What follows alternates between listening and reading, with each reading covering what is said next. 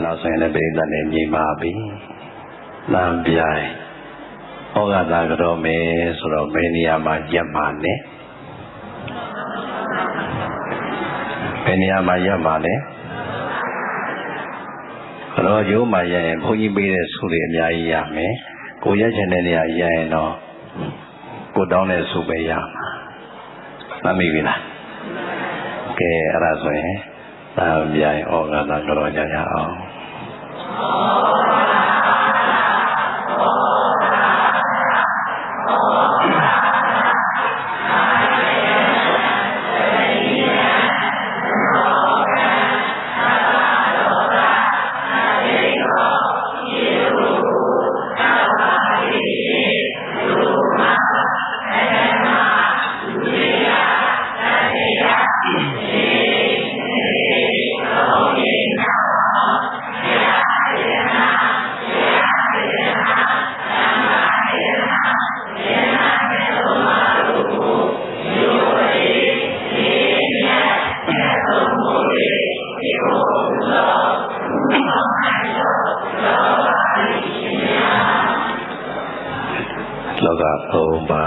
ရှိကြကုန်သောလူနဲ့မြတ်မှာတတ္တဝါပေါင်းတို့ထက်လွန်ကဲထုံးမြတ်သောသီလကိုသမာဓိကိုပညာကိုဝိမု ക്തി ကိုဝိမု ക്തി ဉာဏသဒ္ဒနာကိုနောက်တို့ဖြင့်ကြီးမြတ်တော်မူသည့်အတွက်ကြောင့်ရှိခိုးခြင်းမြတ်လို့ခြင်းပူဇော်ခြင်းအယုသိလေးမြတ်ပြုခြင်းကထိုက်တော်မူသောဘုရားတရားသံဃာယနာမြတ်သုံးပါးတို့၏ခုံကိုယုံကြည်စွာအာယုံပြုကြကုန်၍ယုသိစွာရှိခိုးပူဇော်ဖူးမြော်မှန်လျှော့ကြောလိုက်ကြသောကောင်းမှုကုသိုလ်ကစေတနာတို့ကြောင့်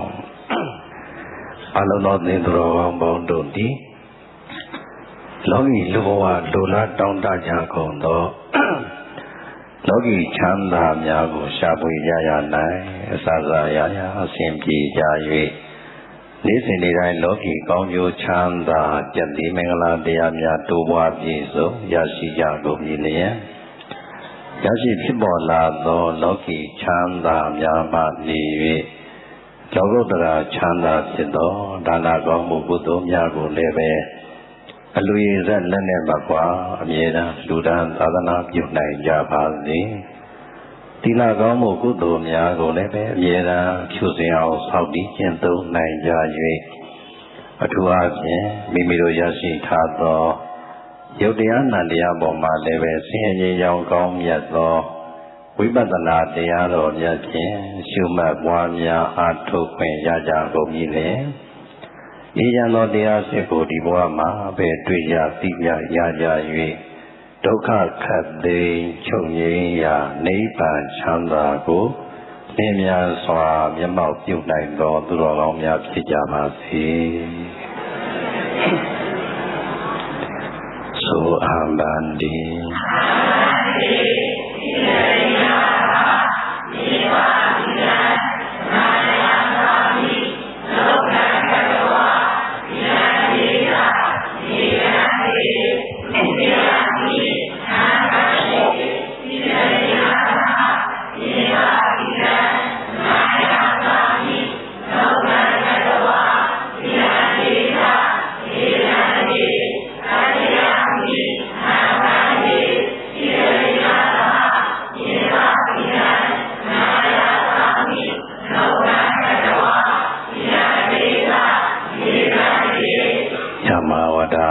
တံဝတိထ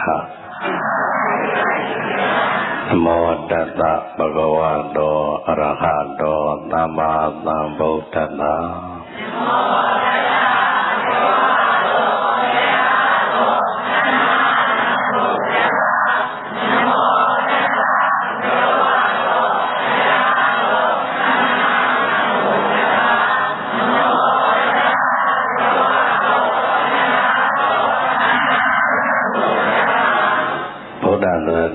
ကိသာမိဓမ္မန္တရဏံကိသာမိသံဃံတရဏံကိသာမိ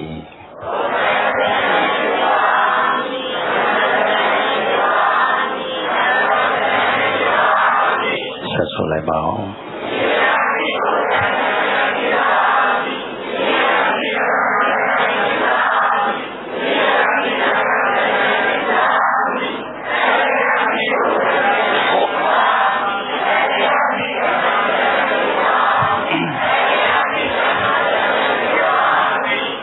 Sarana Kamanam Paripona Solai Bau Bana Dipana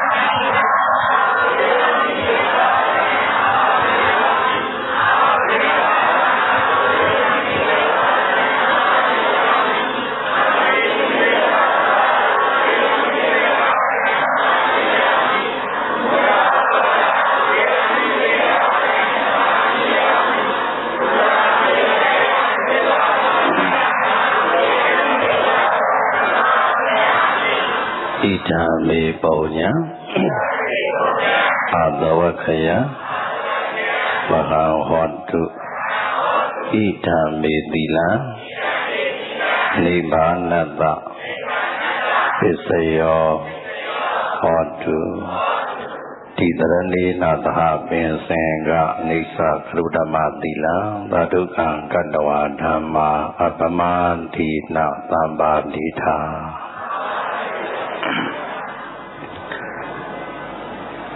Niya Dhyana Bido Dine Tila Yuara O Bido Wamya Po Makaona Shemadaona Ibo Koyada Lao Ko Tinda Lao Liya Shin Shin Ni Suen Boyada Shida Po Hala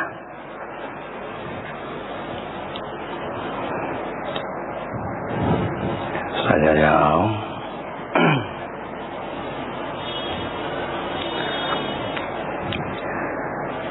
Ini Navana ne 2556 ခုနှစ်လူတော်ဟာဘောဇာတက္ကရာ1384ခုနှစ်နတော်လာဇန်14ရက်ခရစ်နှစ်2012ခုနှစ်ဒီဇင်ဘာလ29ရက်နေ့ညချမ်းချိန်ရန်ကုန်တိုင်းဒေသကြီးလသာမြို့နယ်အမှတ်2ရပ်ကွက်18လအထက်၌ဆင်ကျင်းပပူဇော်သောလသာမြို့နယ်အမှတ်2ရပ်ကွက်18လအထက်မိသားစုများ၏တတိယကြိမ်ဆင်ကျင်းပပူဇော်သောဓမ္မသဘင်ဝယ်ယနေ့ဓမ္မဒါနမတ္တိလူရှင်များဖြစ်ကြကုန်သောဒီပါများဖြစ်ကြသောဦးမောင်မောင်ဒေါ်ကျင်မြိုင်ဦးကျင်ဟောဒေါ်ခင်ဆွေဝင်းတို့ကိုအမှုထား၍ဦးစင်ဝင်းဒေါ်ခင်ဆွေဦးမိသားစုစင်ကြဟင်းခောက်ဆွဲလုပ်ငန်းအမှတ်89မြေဆောင်89အခန်း335 18လနာသာမြို့နယ်နဲ့အလူရှင်ပုဂ္ဂိုလ်မတ္တိလူရှင်22ဦးတို့ကမတ္တိဆင်ကျင်းပါ၍အနေနဲ့မှတရားတော်နာကြောလာကြကုန်သောဓမ္မဆွေတော်မျိုးတော်ပုဂ္ဂိုလ်ပေါင်းသူတော်ကောင်းတို့ပေါင်းစုညီညာဆင်ရင်ကျင်းပပူဇော်သောဓမ္မသဘင်ဝယ်ဟောကြားအပ်သောအင်္ဂုတ္တပါဠိတော်တိကနိဗ္ဗာန်မှာဗုဒ္ဓရှင်တော်မြတ်ဟောကြားတော်မူခဲ့သောဒုတိယပါပဏိကသုတ်တံကိုအခြေခံတဇာစဉ်ဟောကြားအပ်သောဇီးသည်တရားတော်ပြိဋိဘံတရားဒီနေ့ဇီးသည်တရားနဲ့ဘုန်းကြီးတို့ဓမ္မဒါနပြုပါမယ်။အဲကြောင့်တရားတော်ကိုမဟောကြားမီမနာကြားမီတရားတော်ရဲ့ပိုင်ရှင်ဖြစ်တော်မူသောဘုရားရှင်ကိုယ်တော်မြတ်ကြီးရဲ့ဂုဏ်တော်တရားတော်မြတ်ရဲ့ဂုဏ်တော်သံဃာတော်မြတ်တို့ရဲ့ဂုဏ်တော်များကိုတည်ကျူးဖွဲ့ဆိုထားတဲ့ကာရတော်မြတ်ကိုရွတ်ဆိုပူဇော်ပြီးတော့ဘုန်းကြီးတို့ဓမ္မသဘင်ဖွင့်ပါမယ်။အလုံးစုံဓမ္မဆွေတော်မျိုးတော်ပုဂ္ဂိုလ်ပေါင်းသူတော်ကောင်းတို့ကလည်းပဲလက်တော်လေးတွေချီပြတ်လွာလေးတွေချတရားနာနေတဲ့အချိန်မှာတယ်လီဖုန်းများကိုပိတ်ထားပြီးတော့ငြိမ်ငြိမ်သက်သက်နာကြားပူဇော်ကြရအောင်ဘုန်းကြီးတို့မင်းညကပြောထားသလိုပါပဲဘုရားရှိခိုးကားတာဟာ10မိနစ်လောက်ပဲကြာပြီမဲ့တို့ပြိတ္တအာယုန်လေးသိချယူရင်မဆုံးနိုင်မကုန်နိုင်တဲ့ကုသိုလ်ပေါင်းမြောက်များစွာရပါတယ်ဒါကြောင့်ပြိတ္တအာယုန်ယူလို့ရအောင်ဘုန်းကြီးတို့လည်းဖြည်းဖြည်းလေးလေးရွတ်ဆိုပူဇော်ပြီးတယ်ပြိတ္တကလည်းသိချလေးအာယုန်ပြုလိုက်ရအောင်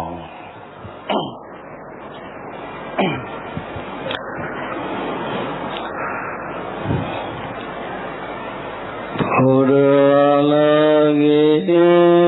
Damubano Hidaya Dababanina Damologi Damubano Dukhaya Dababanina Damologi Damubano Bonyan Kita Anudara Indina Adizawazina Dukhida Hondu Dado Buddha Arhanda Subhaya Mulai Dunai Mamyin Gorama Pyasin Goromya Jidi Dhamanina Khalimya Swadadawadu Hidaya Logi Logodara Nabyado Azi Abwa Alunga Logi Lubinaya Logada Adwenai Samobano Gazamadwi Buen Tombo Baudo Mulawavi Dhamma Malira Polida Niva Priya Uswado Amyatata Seva Rodiyaro Myajidi Dhamanina Khadimya Swadadawadu Dukhaya Gochanda Vuya Seichanda Vuya Diya Chanda Vuya Bhavadaga Chanda Vuya Alunga Logi Lubinaya Logada Adwenai Samobano Vasamadwi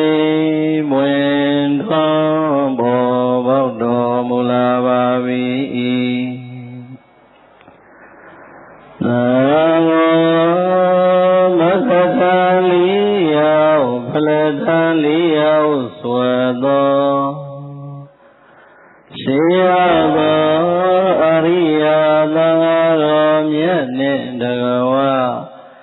Yagulashi Timbo Dagaro Shimya Bondudi Dhamanina Khadimya Swadadawadu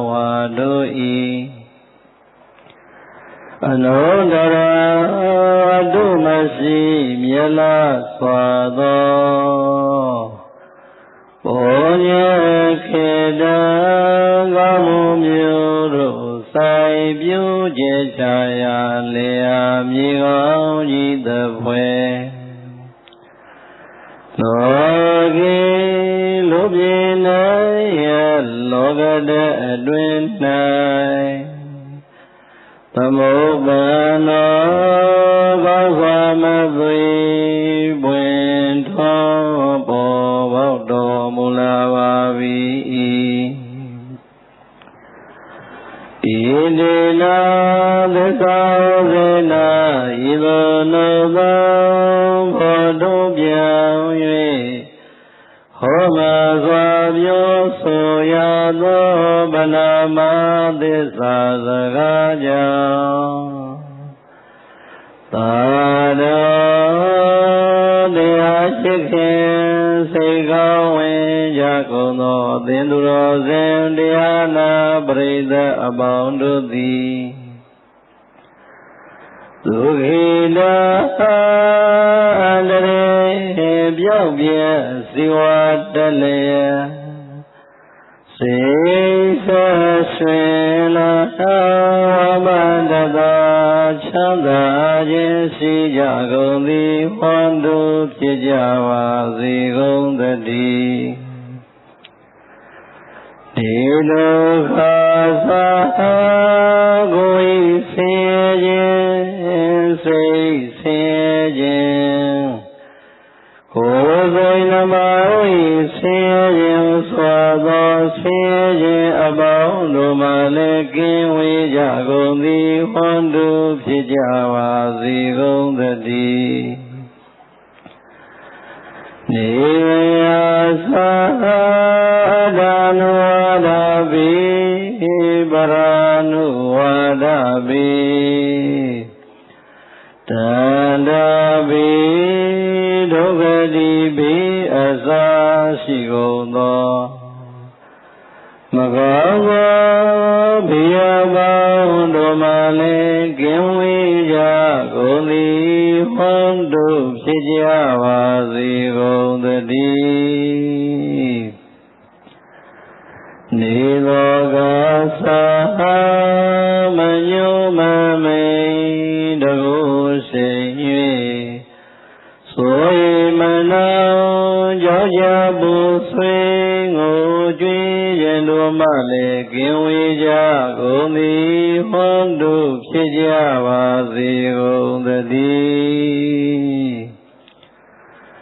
ဟောတုယခုစွာသောသစ္စာသာနှင့်ဘုလိုအပ်သောမေတ္တာတရှိန်ဝါတို့ကြောင့်အချိန်မကြာကိုယ်စီကိုယ်ငါဖြစ်တော်မူနိုင်ကြပါစေကုန်သတည်း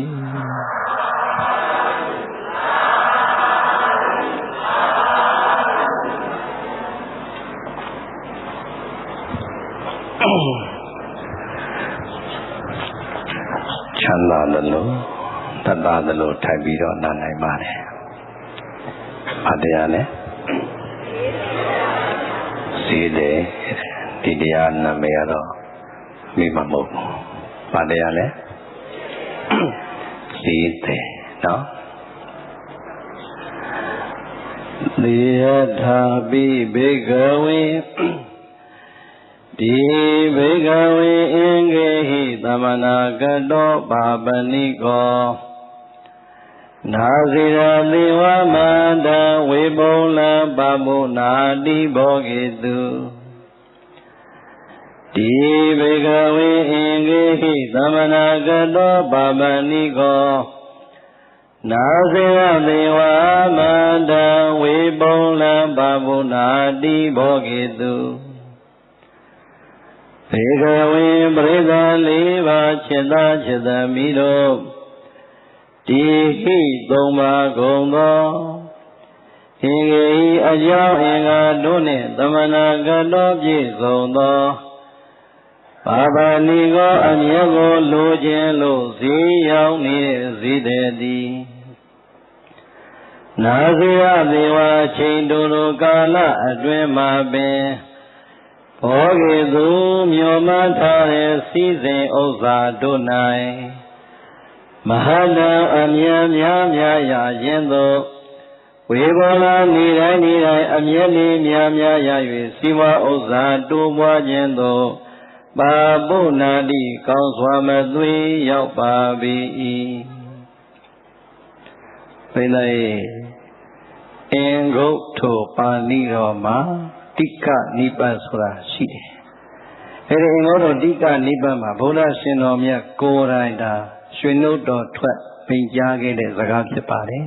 ။ဟုတ်လား။ဘုန်းကြီးတို့မြန်မာပြည်အနေနဲ့ဟောပေးပါတယ်သို့တော့အဖွင့်တိုင်း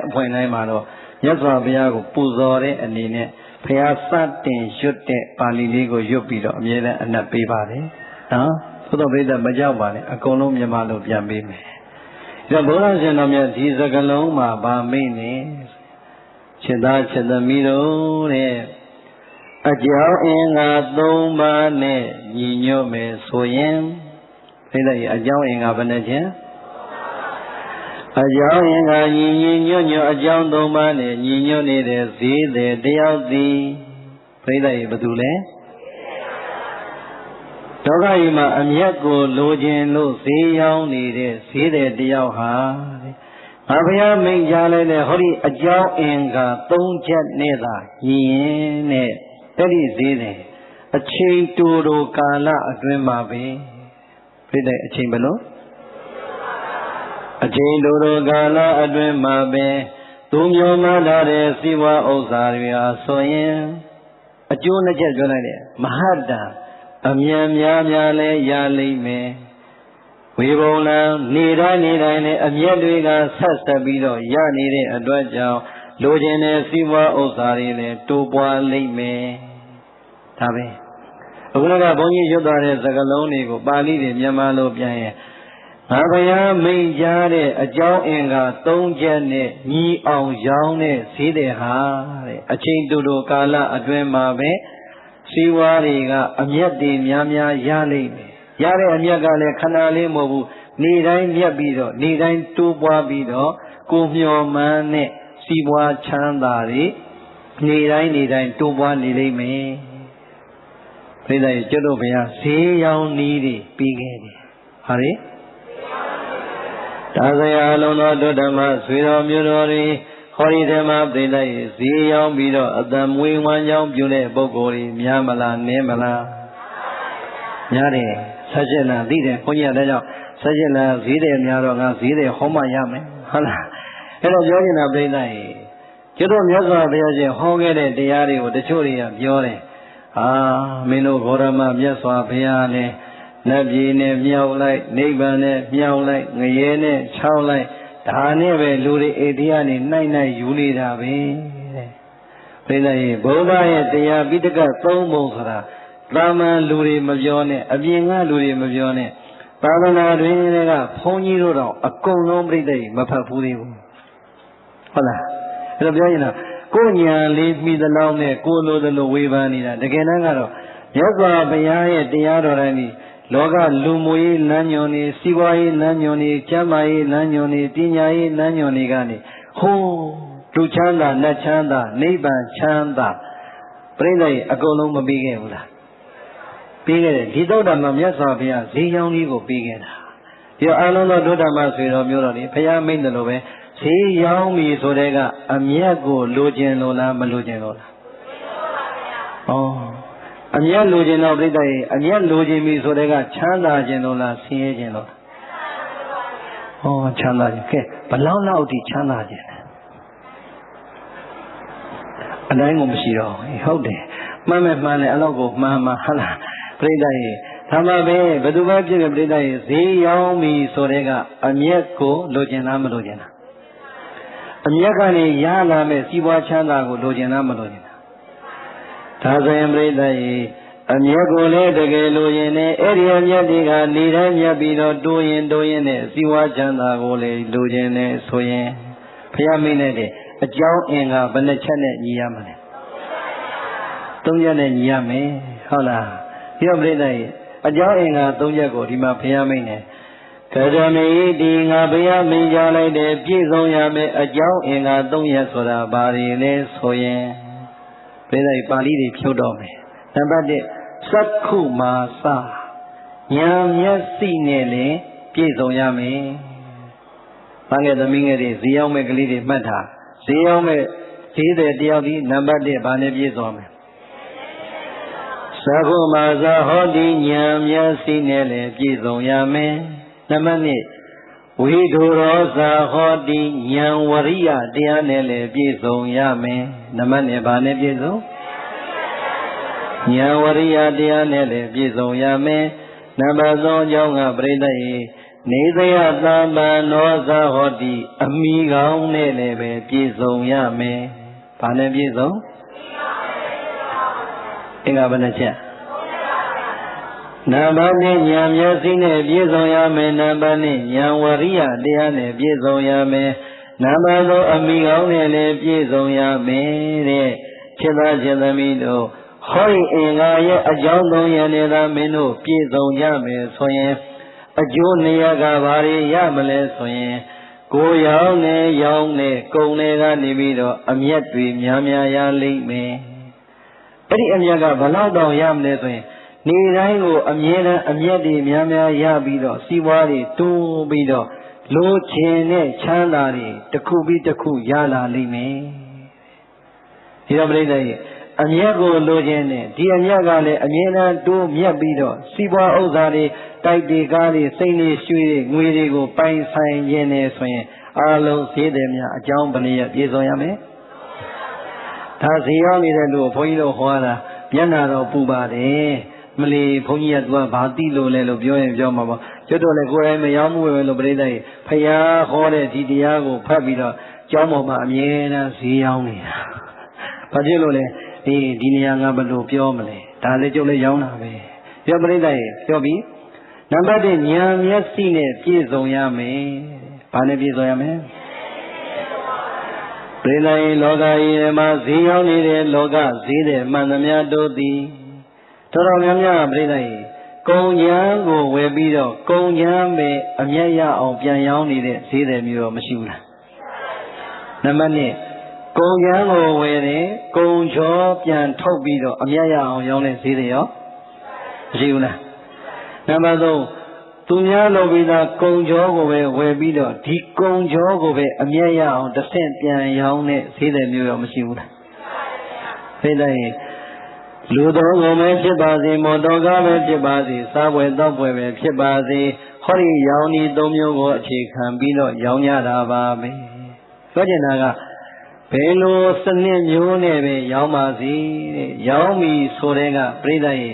ကိုကတစ်ဆင့်ပြန်ရောင်းမှအမျက်ကိုလိုချင်တာမလိုချင်တာဒါဆိုရင်ပြိဿရေကိုကအမျက်လိုချင်လို့ရောင်းပြီဆိုရင်ကိုရောင်းမဲ့ကိုပစ္စည်းကိုကုံချမ်းပဲဝင်ကုံချောပဲဝင်ဘယ်လိုပဲဝင်ဒီပစ္စည်းရဲ့အရေးအချင်းအဆင့်အတန်းကိုဉာဏ်နဲ့ကြည့်တတ်တဲ့မျက်စိရှိဖို့မလိုဘူးလားတွေ့ရကောင်းဝင်ပြီးတွေ့ရကောင်းရင်အောင်မြတ်မလားပရိသတ်မိမိရောင်းမဲ့ဝင်မဲ့ပစ္စည်းကိုစတင်လို့ဝယ်ပါပြီဆိုတဲ့ကပရိသတ်ရဲ့အစင်လားအတူလားဆိုတာလဲခွဲခြားပြီးတော့နားလည်ရမယ်ပရိသတ်ရဲ့အရေးအချင်းဆိုတာလဲခွဲခြားပြီးတော့နားလည်ရမယ်ပစ္စည်းရဲ့အသုံးဆွဲတဲ့နေရာမှာတကယ်ကိုတန်ဖိုးနဲ့ညီအောင်သုံးနိုင်ဆွဲနိုင်ခွင့်ရှိမရှိဆိုတာလဲနားလည်ရမယ်ပြောချင်တာကကိုရောင်းတဲ့ပစ္စည်းကိုခွဲခြားစိတ်ဖြာပြီးတော့ရှုတတ်တဲ့ကြည်တတ်တဲ့ဆင်ញင်တတ်တဲ့ဉာဏ်မျက်စိရှိဖို့လိုတယ်ဒီမကြည့်ဘူးလားအဲ့ဒီထဲမှာပြိဿကြီးဒီကနေ့ခေတ်နဲ့လိုက်အောင်ပြောရင်အရေးကြီးဆုံးကတော့အတုအစစ်ခွဲခြားသိဖို့မလိုဘူးလားအလိုအဆုံးပဲပြိဿကြီးအတုအစစ်မှခွဲခြားမသိတာလို့ကိုကသာမန်မျက်စိနဲ့ပဲဝယ်အတုကိုဝယ်ပြီးတော့ရောင်းပြီးဆိုမှတော့ဒီအတုထိတဲ့လူကပြိဿကြီးကိုယ်ကျင်တတ်မှာလားရောင်းဝယ်ပြီးလို့သုံးဆွဲပြီးလို့ပြောလို့မရရင်သာနေမယ်နောက်ထပ်ဒီလူလာမလားတခါပဲတပွဲတိုးပဲဒီတော့အရေးကြီးဆုံးနေပြိဿကြီးကိုရောင်းမဲ့ဝယ်မဲ့ပစ္စည်းရဲ့အတုနဲ့အစစ်ကိုခွဲခြားသိနိုင်တဲ့ဉာဏ်မျက်စိကိုမှရှိဖို့မလိုဘူးလားမျက်စိရှိတဲ့လူကတော့မမြင်ဘူးလားမြင်တယ်ဘုန်းကြီးတို့ကပြိဿကြီးပိဋကသုံးပုံနဲ့ကစာတပုတ်ကိုမြင်လိုက်တဲ့အချိန်မှာပါဠိတစ်လုံးမြင်လိုက်တဲ့ဒါဘာပဲဆိုတာသိတယ်လို့ပဲပြိဿကြီးရွှေဆိုင်ကရွှေပရိနေကရွှေတစ်ခုကိုမြင်လိုက်တာနဲ့ဒါဘယ်အရေးပဲဆိုတာမသိဘူးလားဘုန်းကြီးတို့သိမလားမသိဘူးဒါပဲရွှေလို့တဲ့လူကရွှေအကြောင်းကိုမြင်နိုင်တဲ့ဉာဏ်မျက်စိရှိသလိုတရားဟောတဲ့ဘုန်းကြီးစာသင်တဲ့ဘုန်းကြီးကလည်းစာတပုတ်မြင်လိုက်တာနဲ့မြင်နိုင်တဲ့ချက်နိုင်တဲ့ဉာဏ်မျက်စိရှိဖို့မလိုဘူးလားဒီတော့မျက်စိရင်တူလားမတူဘူးပြိဿရဲ့ဉာဏ်မျက်စိအရင်မကြည့်ဘူးလားဒီတော့ဘုရားက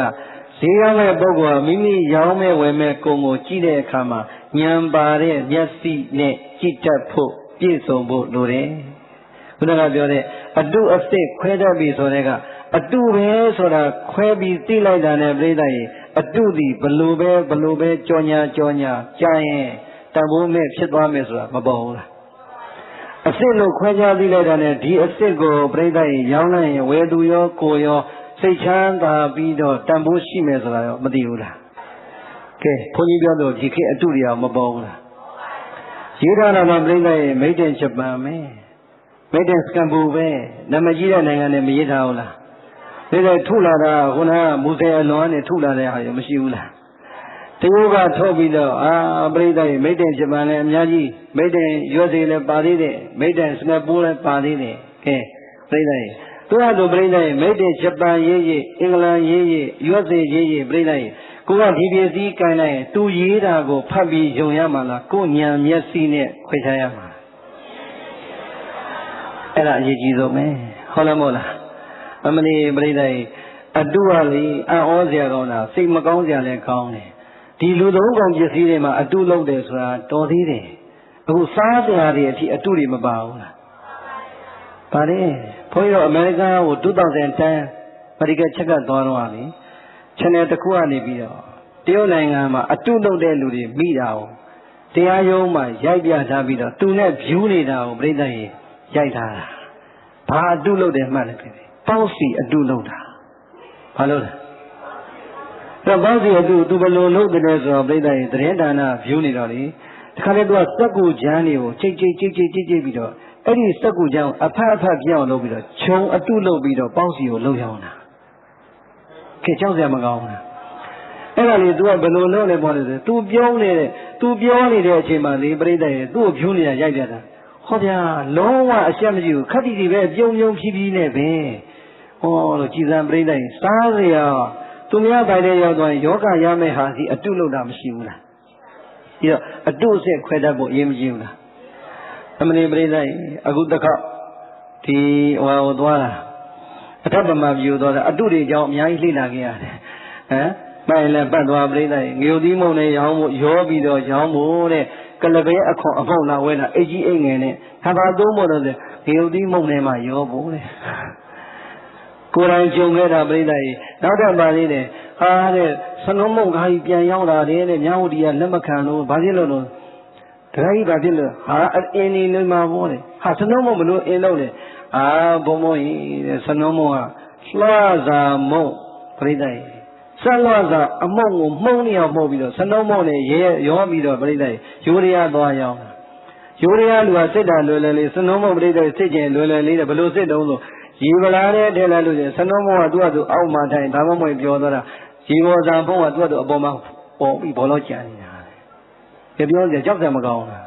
ပြောချင်တာပြိဿကြီးအတုအစစ်ကိုမခွဲတတ်ရင်ဒီခေတ်ထဲမှာသူများစီကအမျက်ရဖို့မနေနေတာပြိဿကြီးကိုယ်တိုင်တော့ဒီအတုများစားမိရင်ကြောက်စရာမကောင်းဘူးဘုန်းကြီးတို့ငယ်ငယ်ကြောက်တယ်စနုံးမုံပိုင်းခွေးစားနေတယ်ခွေးစားဖက်တဲ့စနုံးမုံဘာလို့ခွေးစားလဲလို့ကိုအောင်မိတာစနုံးမုံဆမ်းမုံရောင်းတာရောတာကဲဆမ်းမုံတော့ရောရင်တော့တော်သေးတာကိုပြိတယ်အခုရေပေါ်စာမုံရောင်းတယ်ကြောက်စရာမကောင်းဘူးပြောချင်တာအတုအစစ်ကိုခွဲခြားတတ်တဲ့ဉာဏ်မျက်စိဒီကနေ့ပန်းငယ်သမီးငယ်တွေရင်ငယ်ညီမငယ်တွေပို့ပြီးတော့ရှိဖို့မလိုဘူးလားတို့လေကိုရောင်းတော့မယ်ဝယ်တော့မယ်ကိုလုပ်နေတဲ့လုပ်ငန်းရဲ့ပုံမှာဤမျိုးစုံတဲ့စာရီဖတ်လေ့လာဘုဒ္ဓရအောင်ရှာဖို့သိအရေးကြီးပါတယ်ချမ်းသာခြင်းပေါ့ချမ်းသာရင်လားဆင်းရဲခြင်းလားဟုတ်ပြီနံပါတ်1ကဉာဏ်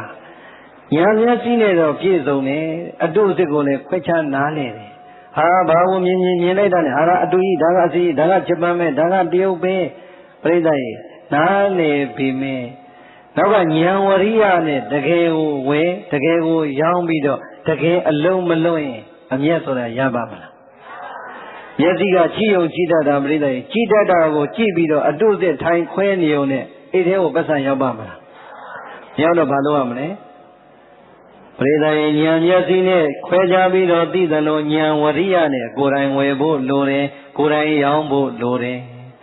ဝယ်တဲ့ရောင်းတဲ့နေရာမှာလည်းပရိသတ်ကြီးကာလအချိန်ကာလကိုကြည့်ပြီးတော့ရောင်းတတ်မှလည်းအမျက်ရမှာဒေသကိုကြည့်ပြီးတော့ရောင်းတတ်မှလည်းအမျက်ရမှာရောင်းတော့မရောင်းလား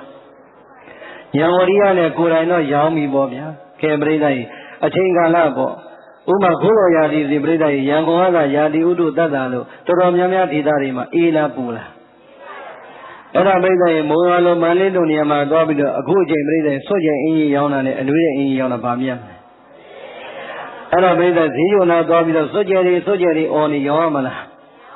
ကြော်ပြီးခွတော့သွားမယ်အဲ့တော့သူ့ကာလနဲ့သူချိန်ပြီးတော့ပြိဿရဲ့ဒီအချိန်ဘာရောင်းရင်ကြိုက်မလဲ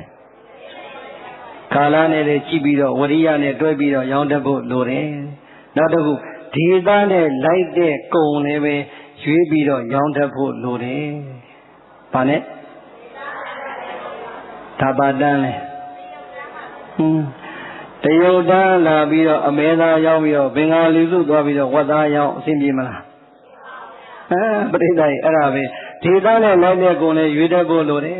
ဘင်္ဂါလီစုသွားပြီးဝတ်သားရောက်ရင်ပရိသတ်ကံဆိုးခင်းတဲ့သူခံရအောင်မဟုတ်လားတရုတ်တန်းမှာအာနာပါနနဲ့အမဲသားစားတဲ့တရုတ်ရှိရင်ဝယ်စားအောင်မယ်ပြောတာသူ့ဒေသနဲ့လိုက်ဖတ်တဲ့ကုံလည်းရွေးတတ်ဖို့မလိုဘူးလား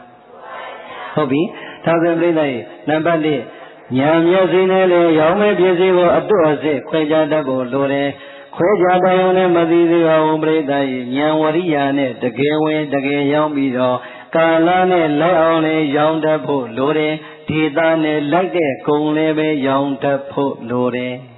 ဓမ္မဘာရမလဲအမြဲရမှာပေါ့ပရိသတ်ရဲ့ဒီနေ့မှာဘုန်းကြီးတို့တချို့ကလေးတွေပါလို့ရည်စရာလေးပြောပြအောင်ဟောတော့ကပရိသတ်ရဲ့အင်္ဂန်တစ်ခါလေးမှာနှစ်ခါပေါ့ဒီဘက်ကတစ်ခါဒီဘက်ကတစ်ခါလိုင်းကန်းလေးမှာနေရဒီဘက်ကထညက်တယ်လင်မယားနေတယ်ဒီဘက်ကပြက်ကလေးရောင်းတဲ့လင်မယားနှစ်ယောက်နေတာထညက်တယ်ပြိဿရေဝရိယနဲ့တခါနဲ့မနဲ့ခင်းမိုးလင်းထညက်တောင်းကိုဘဲညာတဘိုးနဲ့ရှို့ထမ်းပြီးတော့ထညက်ရောင်းထွက်ပြိဿရေပြန်လာတရားကြတော့သူထညက်ရောင်းထွက်ပြီးတော့ထညက်တွေကုန်ပြီးတော့ပိုက်ဆံလေးပါတာလေးအိတ်ချိတ်ပြီးပြန်လာတာ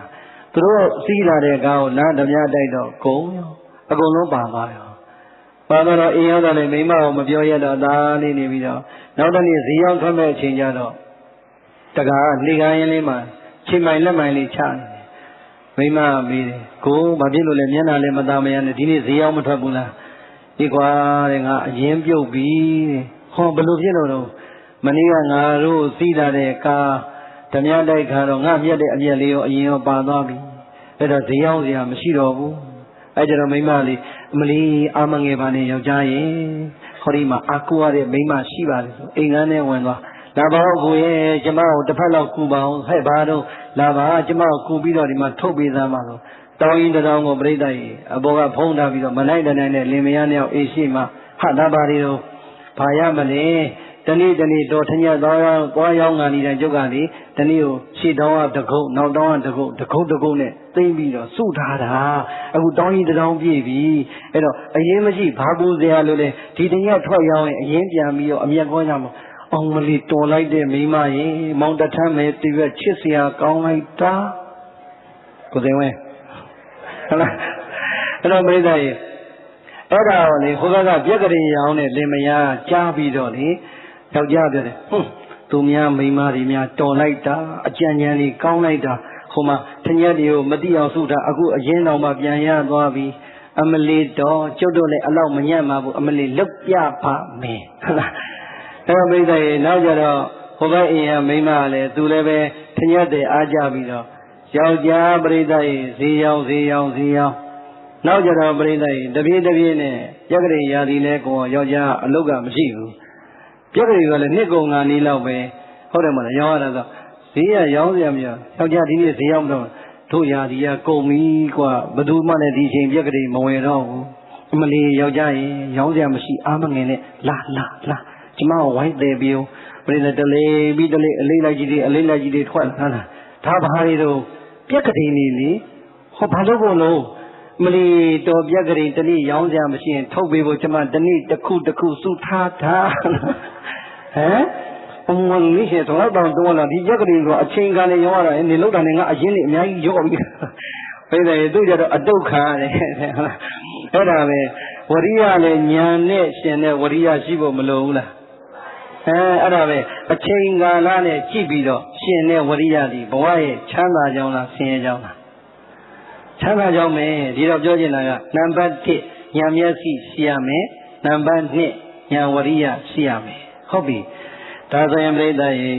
ဟောဒီလျောတန်းထဲမှာဉာဏ်မျက်စိနဲ့ပြည့်စုံတဲ့ကလေးတွေများများကြီးရှိကြလိမ့်မယ်ဉာဏ်ဝရိယနဲ့အလုံးကိုတကယ်ကြိုးစားပြီးတော့လုပ်ကိုင်းနေတဲ့ကလေးတွေရှိပါလိမ့်မယ်သို့တော့ဉာဏ်မျက်စိတွေဘလောက်ကြည့်တတ်ဉာဏ်ဝရိယတွေဘလောက်အားကောင်း အရင်အနည်းထုတ်နိုင်တဲ့အင်အားမရှိရင်ရောပြိတ္တရဲ့စီးပွားကမြန်မြန်ဖြစ်မလားဖြည်းဖြည်းဖြစ်မလားအရင်ကြီးရောအရင်မကြည့်ဘူးလား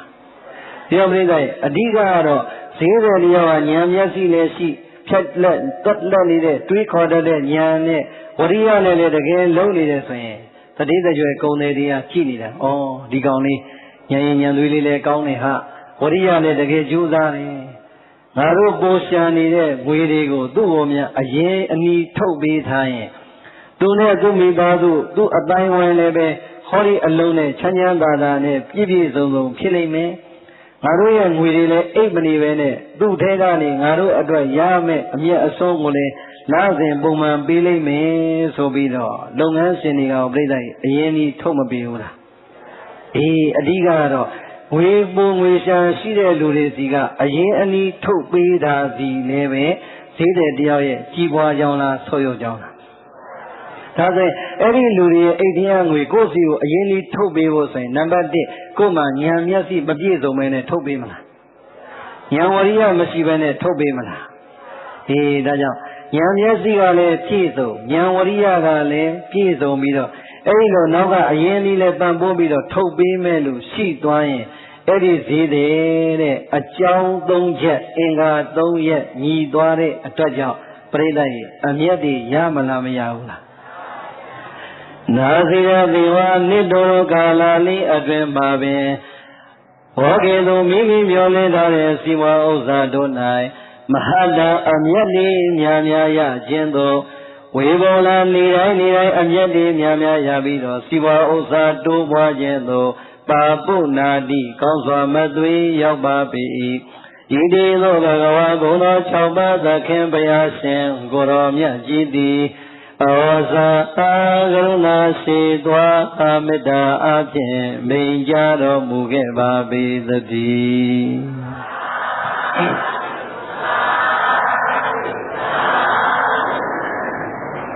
ပရိသတ်လောကဇီဝချမ်းသာ၏နေတိုင်းတိုးပွားခြင်းနဲ့အတွက်ကြောင့်လောကမှာဈေးရောက်နေတဲ့လောကဈေးတဲ့ကြည်သည်ဉာဏ်မျက်စိနဲ့လည်းပြည့်စုံဉာဏ်ဝရိယနဲ့လည်းပြည့်စုံအမိကောင်းဖြစ်တဲ့အရင်ဤထုတ်ပေးတဲ့ပုဂ္ဂိုလ်တွေလည်းပြည့်ပြည့်စုံစုံအကြောင်းအင်္ဂါ၃ရက်များညီမယ်ဆိုရင်မိမိမျှော်မှန်းတဲ့အမျက်တွေနဲ့မြန်မြန်ကြီးများကြီးရပါလိမ့်မယ်မိမိမျှော်မှန်းတဲ့စီမဥစ္စာချမ်းသာတွေလည်းနေတိုင်းတိုးပွားပြီးတော့လာပါလိမ့်မယ်ဘေကဝေပရိသလေးပါခြေသာမိတို့ဧဝမေဝဧဝတထာငါဘုရားမိန်ကြလိုက်တဲ့အဲ့ဒီဈေးသေးကြီးနဲ့ပမာဥပမာအတိုင်းပါပဲဟောခြေသားတို့ငါဘုရားမိန်လိုက်တဲ့လောကအဲ့ဒီဈေးသေးကြီးလိုပဲတဲ့ဣဒာငါဘုရားရဲ့သာသနာတော်မြတ်ကြီး၌ဒီသုံးပါးကောသောဓမ္မေတရားတော်နှင့်သမဏဂတောပြည့်စုံသောဘေခုသန္တာရာဖိမြော်တွေးကြောင့်ညာဘေခုအမိခံထားတဲ့သူတော်ကောင်းသည်နာစီရာဇေဝအချိန်တို့နှစ်တို့ကာလလေးအတွင်းမှာပဲမဟာနာမြတ်မြတ်သောကုသိုလ်ကောင်းမှုတွေကိုရခြင်းသောဝေဘောလာနေတိုင်းကုသိုလ်ကောင်းမှုတွေတိုးပွား၍လူချမ်းသာနတ်ချမ်းသာမြမချမ်းသာနိဗ္ဗာန်ချမ်းသာဆိုတဲ့ချမ်းသာကိုရခြင်းသောပါပုနာတိကောင်းစွာမသွေရောက်ပါပြီပြိဿရဲ့ဘုရားကဈေးရောက်တာမဟုတ်ပါဘူးအဲ့ဒီလောကဈေးတွေကိုဥပမာပေးပြီးတော့ခြေသားတို့လောကဈေးတွေဟာအဲ့ဒီအင်္ဂါ၃ရက်နဲ့ညီညွတ်ရင်ဘဝချမ်းသာလူချင်းနဲ့စီးပွားရရတယ်လို့ပဲတဲ့ငါဘုရားရဲ့သာသနာတော်မြတ်ကြီးနဲ့ကြုံတဲ့အခိုက်အတန့်မှာလည်းပဲငါဘုရားအကူမိန်ကြမယ်တရား၃မျိုးနဲ့သာညီညွတ်မယ်ဆိုရင်ငါဘုရားရဲ့သာသနာမှာသူတော်ကောင်းအဖြစ်ကိုခံယူထားတဲ့ဗုဒ္ဓဘာသာဝင်သူတော်စင်တယောက်သည်သူမျှော်မှန်းနေတဲ့ကုသိုလ်တွေရတဲ့အတွက်ကြောင့်ကုသိုလ်ချမ်းသာတွေနေတိုင်းတိုးပွားပါလိမ့်မယ်ကုသိုလ်ချမ်းသာတွေနေတိုင်းတိုးပွားရင်ကနေပြီးတော့ဒီဘဝလိုအပ်တဲ့ဘဝချမ်းသာဘဝတန်ត្រာမှာမျှော်မှန်းထားတဲ့လူချမ်းသာနတ်ချမ်းသာနဲ့ဟိုနိဗ္ဗာန်ချမ်းသာတဲ့အောင်သောချမ်းသာကိုရကြပါလိမ့်မယ်ဒီတိုင်းပါပဲတဲ့ပြိဋ္ဌာန် လောကဈေးတွေကြီးနဲ့အင်္ဂါရဲ့၃ချက်နဲ့ညီအောင်ကြိုးစားရတယ်လို့ဓမ္မဈေးတယ်လို့ခေါ်တယ်ဟောဒီယုတ်တရားနန္တရားကိုရင်းပြီးတော့တရားရှာကြမယ်တို့သူတော်ကောင်းတွေဟာလည်းပဲပြိဿရဲ့တရား၃မျိုးနဲ့ညီညွတ်ရင်တဲ့တို့သူတော်ကောင်းတွေလိုချင်နေတဲ့ကုသိုလ်တွေလည်းရလိမ့်မယ်ကုသိုလ်ရတဲ့အတွက်ကြောင့်ဒီဘဝမျှော်မှန်းတဲ့ချမ်းသာလည်းရသလိုကုသိုလ်တွေတစ်ဆင့်ပြီးတစ်ဆင့်တိုးသွားရင်ဘဝတန္တရာလက်ချမ်းသာမြမချမ်းသာကနေနိဗ္ဗာန်ချမ်းသာအထိလည်းနေတိုင်းရနိုင်ပါလေမကောင်းလားဒါဘုန်းကြီးတို့ကပြိဿကြီးဘဝခန္ဓာကြီးရှိတဲ့အတွက်ဘဝခန္ဓာစားဖို့နေဖို့ဝတ်ဖို့ဈေးရောက်ပြီးတော့အမျက်ရအောင်မရှာရဘူးလားဒါဆိုရင်ပြိဿကြီးဒီဘဝဒီခန္ဓာကြီးကဒီဘဝကတည်သွားရင်ဘဝတစ်ခုပြီးပြီမဲ့လို့တန်တရာခရီးဆိုတာဆုံးပြီလားပရိသတ်နိဗ္ဗာန်ချမ်းသာကိုမှဒီဘဝမရကြသေးဘူးဆိုရင်ဟောဒီလူသားအလုံးဒီပရိသတ်ဖေတောင်ဘေကံဘေဘဝကိုရောက်မှမသိတဲ့တန်တရာခရီးဆိုတာဆက်လက်လို့သွားရအောင်မှာပါပဲဆုံးပြီလားဒီတော့ဘုန်းကြီးတို့ကဒီဘဝဒီခန္ဓာတော့ဈေးရောက်ပြီးတော့အပြည့်ရအောင်ချမ်းသာအောင်ရှာဘဝတန္တရာခရီးအတွက်ဘာအမြတ်မှရအောင်ရှာမသွားဘူးဆိုရင်လည်းပဲပြိဿကြီးလူဘဝလာခြင်းရဲ့အထိပ္ပယ်ဒီတန်ဖိုးရှိမလားဒါကြောင့်တို့ပြိဿမနေ့ကပြောတဲ့စကားလို့ပဲအခုနေ့တိုင်းဈေးရောက်တိုင်းပြိဿကြီးပစ္စည်းလေးကိုဉာဏ်မျက်စိနဲ့ကြည်တိုင်းဟာဉာဏ်မျက်စိနဲ့ဝယ်ထားတဲ့ဒီပစ္စည်းလေးကိုဆိုင်ပေါ်မှာတင်ပြီးတော့ဈေးရောက်တိုင်းကိုယ်ပြိဿကြီးနောက်ကအမိကိုအားရတဲ့ပုဂ္ဂိုလ်တွေကအရင်ကြီးတွေထုတ်ပေးတိုင်းဟောဒီတရားလေးကိုသတိရပြီးတော့လောကဈေးတယ်ကြီးသည်ဓမ္မဈေးတယ်ကြီးလဲလုံတိုင်ဖို့ရန်ဘုန်းကြီးတို့ဟောမှာပါဒီပြိဿကြီးလောကဈေးတယ်ကြီးသည်အကြောင်း၃ချက်နဲ့ပြည့်စုံရသလိုပဲတဲ့ဓမ္မဈေးတယ်ကြီးလဲတရားဘယ်နှမျိုးနဲ့ပြည့်စုံရမှာဘေကဝေပရိသတ်၄ပါးจิตမိတို့จิตသမီးတို့လောကဈေးတယ်ကြီးသည်မိမိရောက်မဲ့ဝင်မဲ့ပစ္စည်းကိုဉာဏ်မျက်စိနဲ့အတုအစိတ်ကနေအည်အသွေးကိုအကုန်လုံးသိအောင်ကြည့်ရသလိုဉာဏ်နဲ့ရှာရသလိုပဲဘုန်းကြီးတို့လည်းပဲတဲ့ဘဝတန္တရာခရီးမှာအစဉ်တန်းမြင့်တဲ့တရားတွေနဲ့ဘဝချမ်းသာနိဗ္ဗာန်ချမ်းသာရခြင်းနဲ့ဆိုရင်နံပါတ်1တရားရဲ့သဘောမှာပြိဿရဲ့ဉာဏ်မျက်စိနဲ့ကြည့်တတ်တဲ့ဝါဒနာရှိဖို့လိုတယ်ဓမ္မစာပေတွေဉာဏ်မျက်စိနဲ့မဖတ်ဘဲနဲ့သိမလားဟာတပည့်တော်တို့ကဘုရားစာဖတ်ခြင်းမရလို့အရှင်ဘုရားတို့ကိုပင့်ပြီးတော့ဟောခိုင်းတာလေဒါဆိုရင်ပြိဿဉာဏ်နာနဲ့လေစိုက်ဖို့မလိုဘူးလားပရိသတ်မိမိရောက်မဲ့ကိုယ်ပစ္စည်းကိုဉာဏ်မျက်စိနဲ့ကြည့်မှအတုအစင်ခွဲနိုင်မှအမျက်ကိုခံစားခွင့်ရသလိုပါပဲမိမိအားထုတ်မဲ့တရားကိုပြိဿဉာဏ်မျက်စိဉာဏ်နာနဲ့မြင်အောင်နားထောင်တတ်ပါမှကိုအားထုတ်တဲ့အခါတရားရဲ့ချမ်းသာကိုခံစားရမှာပါပဲဟုတ်လားဒီတော့ဘုန်းကြီးတို့ဒီတရားအားထုတ်တော့မယ်ဆိုရင်ဗုဒ္ဓဘာသာရဲ့အခြေခံသဘောတရားများကိုတော့သိထားဖို့မလိုဘူးလားတို့တဲ့ကုန်ပစ္စည်းကိုရှာတာတတ်တောင်ကြည်တာတတ်တောင်အရေးကြီးသေးတယ်အခုခေတ်ကလည်းပြိဿရဲ့လောကပစ္စည်းဝတ္ထုမှာအတုမျိုးစုံရှိနေသလိုပဲတရားမှာလည်းပြိဿရဲ့အတုမျိုးစုံမပေါ်ဘူးလားဟောနေတာမင်းနော်ပြိဿရဲ့ဟောတိုင်းလည်းတရားမဟုတ်ပါမလားဟောနေတာပဲပြိဿရဲ့ဒါဘုန်းကြီးတို့သူများကိုပုတ်ခတ်တာမဟုတ်ဘူးတို့ပြိဿဉာဏ်မျက်စိနဲ့ကြည်တတ်ဖတ်တတ်ဖို့ဉာဏ်နာနဲ့နားထောင်တတ်ဖို့တတိပေးတာပြီးတော့လာတာကတော့မိတ်တင်ဂျပန်ပဲမိတ်တင်အင်္ဂလန်ပဲပြိဿရဲ့မူဆယ်မှာပဲချိုင်းနာကလာတဲ့ပစ္စည်းကိုတစ်စိတ်ရိုက်လာရင်မရဘူးလားဟောတာကတော့ according to the Buddha ပဲမြတ်စွာဘုရားရဲ့အလိုတော်ကြလို့ဆိုပင်ဆိုတော်လည်းပဲကိုယ်တရားကိုပြိဿရဲ့ဘုရားတရားလုပ်ပြီးတော့ဟောနေတဲ့ဝါဒတွေဒီခေတ်ထဲမှာမပေါ်ဘူးလားပေါ်နေအများကြီးပေါ်နေပြီအခုဒီမိုကရေစီခေတ်မှာပြိဿရဲ့ဒါတွေကတော်တော်ကိုထိမ့်သိမ်းရမယ့်သဘောရှိတယ်ပြောရင်လည်းမိတ်တင်ဂေါရမနဲ့ပြိဿရဲ့တောက်ကထွက်နေပြီမဲ့လို့ကိုယ်ဝါဒကိုလူတွေရဲ့နားထဲမှာတလုံးချင်းလူအကြိုက်ကြိုက်သွင်းနေတဲ့တရားတွေမရှိဘူးလား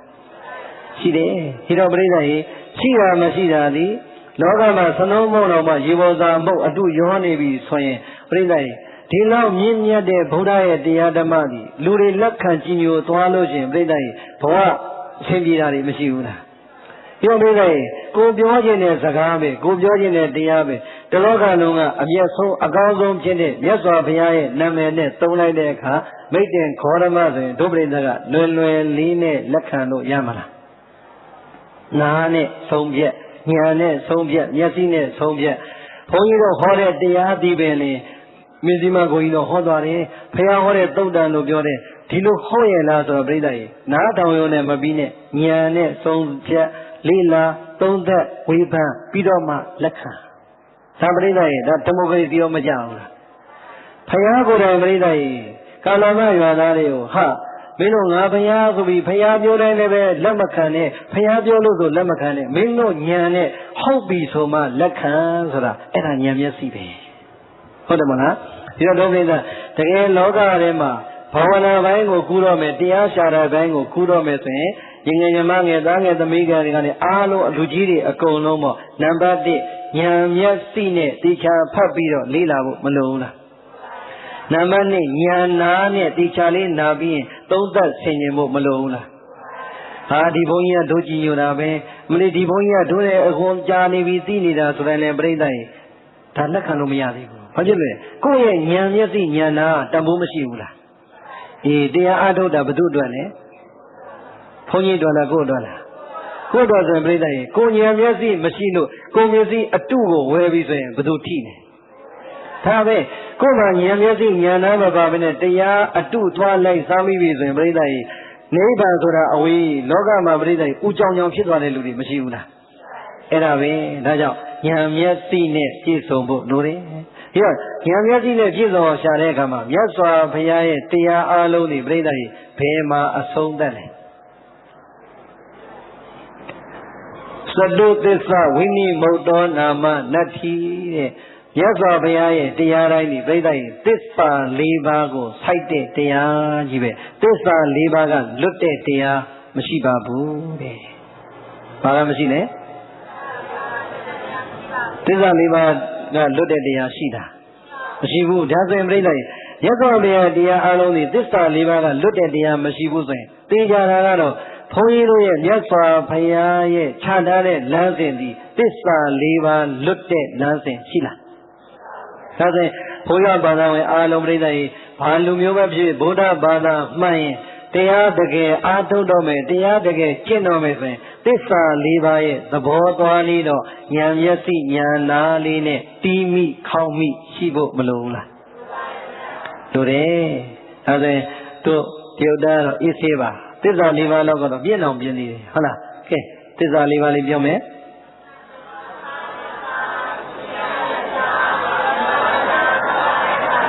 ဟုတ်တယ်ဒါဘုန်းတော်လေးတီးပြီးသားလေးရှင်းရတာလို့ပို့ပြီးတော့တန်ဖိုးကြီးတယ်လို့ကဲဒုပရိသသစ္စာ၄ပါးဆိုရင်မသိဘူးလားဒါပရိသရဲ့10တန်းလောက်ကလေးဆိုရင်တော်တော်သိနေပြီဒုက္ခသစ္စာသမုဒယသစ္စာនិရောဓသစ္စာမဂ္ဂသစ္စာမသိဘူးလားဒါထဲမှာရှင်းမနေဘူးလားကဲဟုတ်ပြီဒါဆိုရင်ဒုက္ခသစ္စာရဲ့သဘောတရားလေးဆိုတာဘယ်လိုဟာလေးလဲ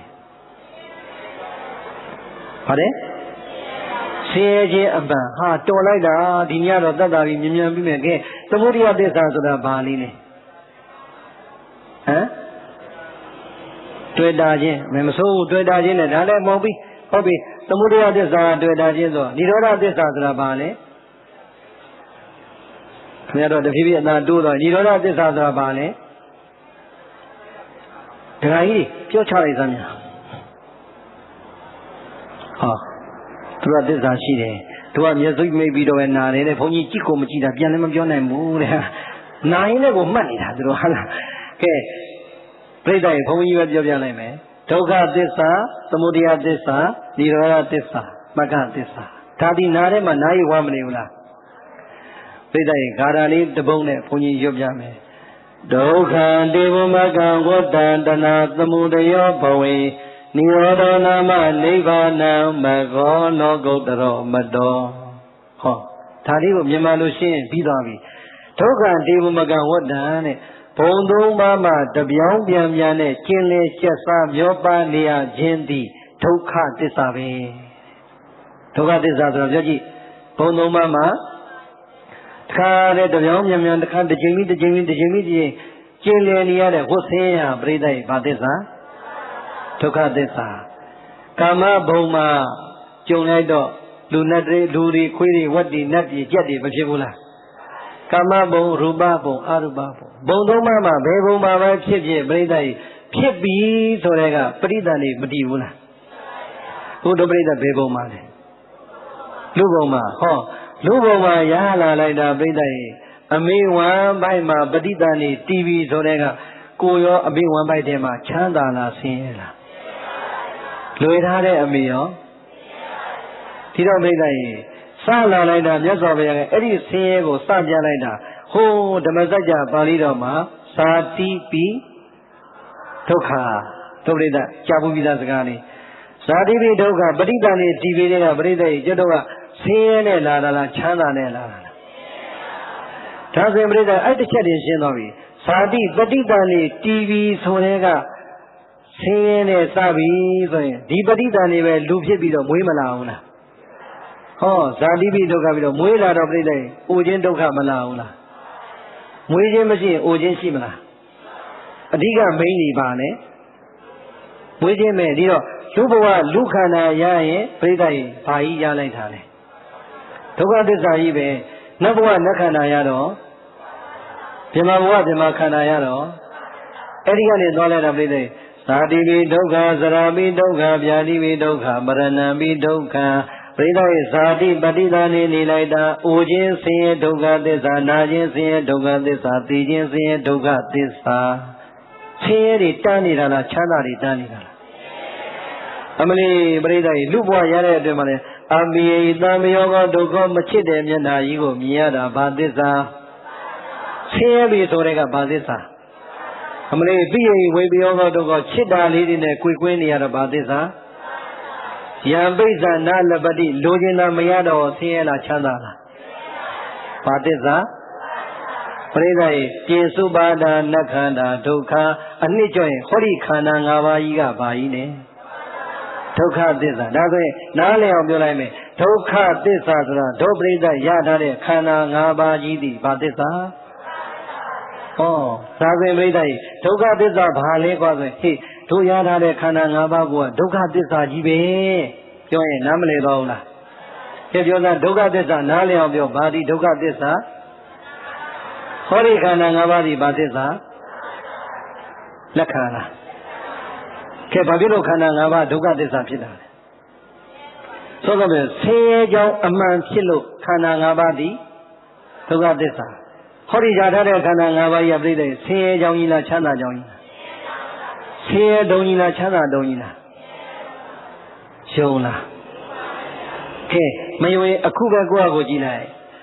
ဟောဒီဘုန်းကြီးမလာခင်တော့ငါထိုင်ရတာကစောင့်ရတဲ့ဒုက္ခဆင်းရဲတဲ့ဒုက္ခသစ္စာဟောဒီဘုန်းကြီးရောက်လာပြန်တော့ပြိတ္တိမဆုံးနိုင်တဲ့တရားတွေဟောမှာကိုသိပြန်တော့မော့ကြည့်ရတာကဇညောင်းတဲ့ဒုက္ခသစ္စာဒုကိုရတော့ဒုနာတဲ့ဒုက္ခသစ္စာပရိသတ်ခါနာပြန်တော့ခါနာတဲ့ဒုက္ခသစ္စာရေစာပြန်တော့ရေစာတဲ့ဒုက္ခသစ္စာဟိုးနောင်နာတက္ကမကြီးဆိုမြောင်ဘုကနံတော့ပရိသတ်နာနဲ့ဒုက္ခသစ္စာခန္ဓာနဲ့ကင်းလို့ရတာရှိတာပရိသတ်ဟိုနောင်နာကအတ္တမကြားရတဲ့လူတွေကမကြားရတဲ့ဒုက္ခသစ္စာဘုရောကြတာမမြင်ရတဲ့အမေကြီးတွေကမမြင်ရတဲ့ဒုက္ခသစ္စာခန္ဓာနဲ့ပဲຫນွေသွားလိုက်တာခန္ဓာ၅ပါးကြီးဒီပါလေဒုက္ခသစ္စာလိုချင်လို့ရထားတာလားမလိုချင်မဲနဲ့ရထားတာဒီမှာကျုံမိတာကလိုချင်လို့ရတာမလိုချင်ဘာကိုပြောတာတော့အဲ့ဒီဆင်းရဲတဲ့ဒုက္ခသစ္စာလိုချင်လို့ရတာလားမလိုချင်လို့ရတာလားခန္ဓာကိုယ်ကြီးကြတော့ခန္ဓာကိုယ်ကြီးရတော့ပြိတ္တိအစင်းလေးများပြည်တဲ့နေ့စီးပွားလေးနဲ့ချမ်းသာအမလီလူပေါ်မြောင်ငါတရားပါတော့ကြောက်တယ်တော့အမေပါဇက်ကြီးရှိတော့တော့ဘလုံးဘလုံးနဲ့အစင်းပြည်တဲ့နေ့ကျလူပေါ်မြောင်တရားပါတော့ကြောက်တယ်တော့ကောင်းလိုက်တာနော်ဟာလားပြိတ္တိဆင်းရဲလာပြီဆိုတော့ပြိတ္တိမလီဒုက္ခသစ္စာမှန်လိုက်တာဟဲ့ဟောကိုယ့်အကူပဲမျက်နှာလေးရှုပ်ပြီးတော့ပြောင်းမသွားဘူးလားဒီတော့ခန္ဓာ၅ပါးကြီးဒုက္ခသစ္စာဒါဆိုရင်ကိုရထားတဲ့ခန္ဓာ၅ပါးတစ်ခုတည်းဒုက္ခသစ္စာဟုတ်သလားယောက်ျားရှိတော့ယောက်ျားဟောဘာသစ္စာလဲဩကဲယောက်ျားရှိတဲ့ဒကမာကြီးတွေအေးရဒကာကြီးကဘာသစ္စာကြီးလဲဒုက္ခသစ္စာကြီးကဲဒကာကြီးတွေခင်ဗျားတို့ဒကမာကြီးအေးရဒကမာကြီးတွေဘာသစ္စာလဲဒုက္ခသစ္စာ သိကြလားဒါဆိုရင်ဟုတ်ပြီနော်ခင်ဗျားတို့ကိုယ်တိုင်ပြောတာဒါဆိုရင်ဒုက္ခသစ္စာရင်ပေါင်းလိုက်တာနောက်ကဒုက္ခသစ္စာလေးတွေတိုးသွားသလားယော့သွားသလား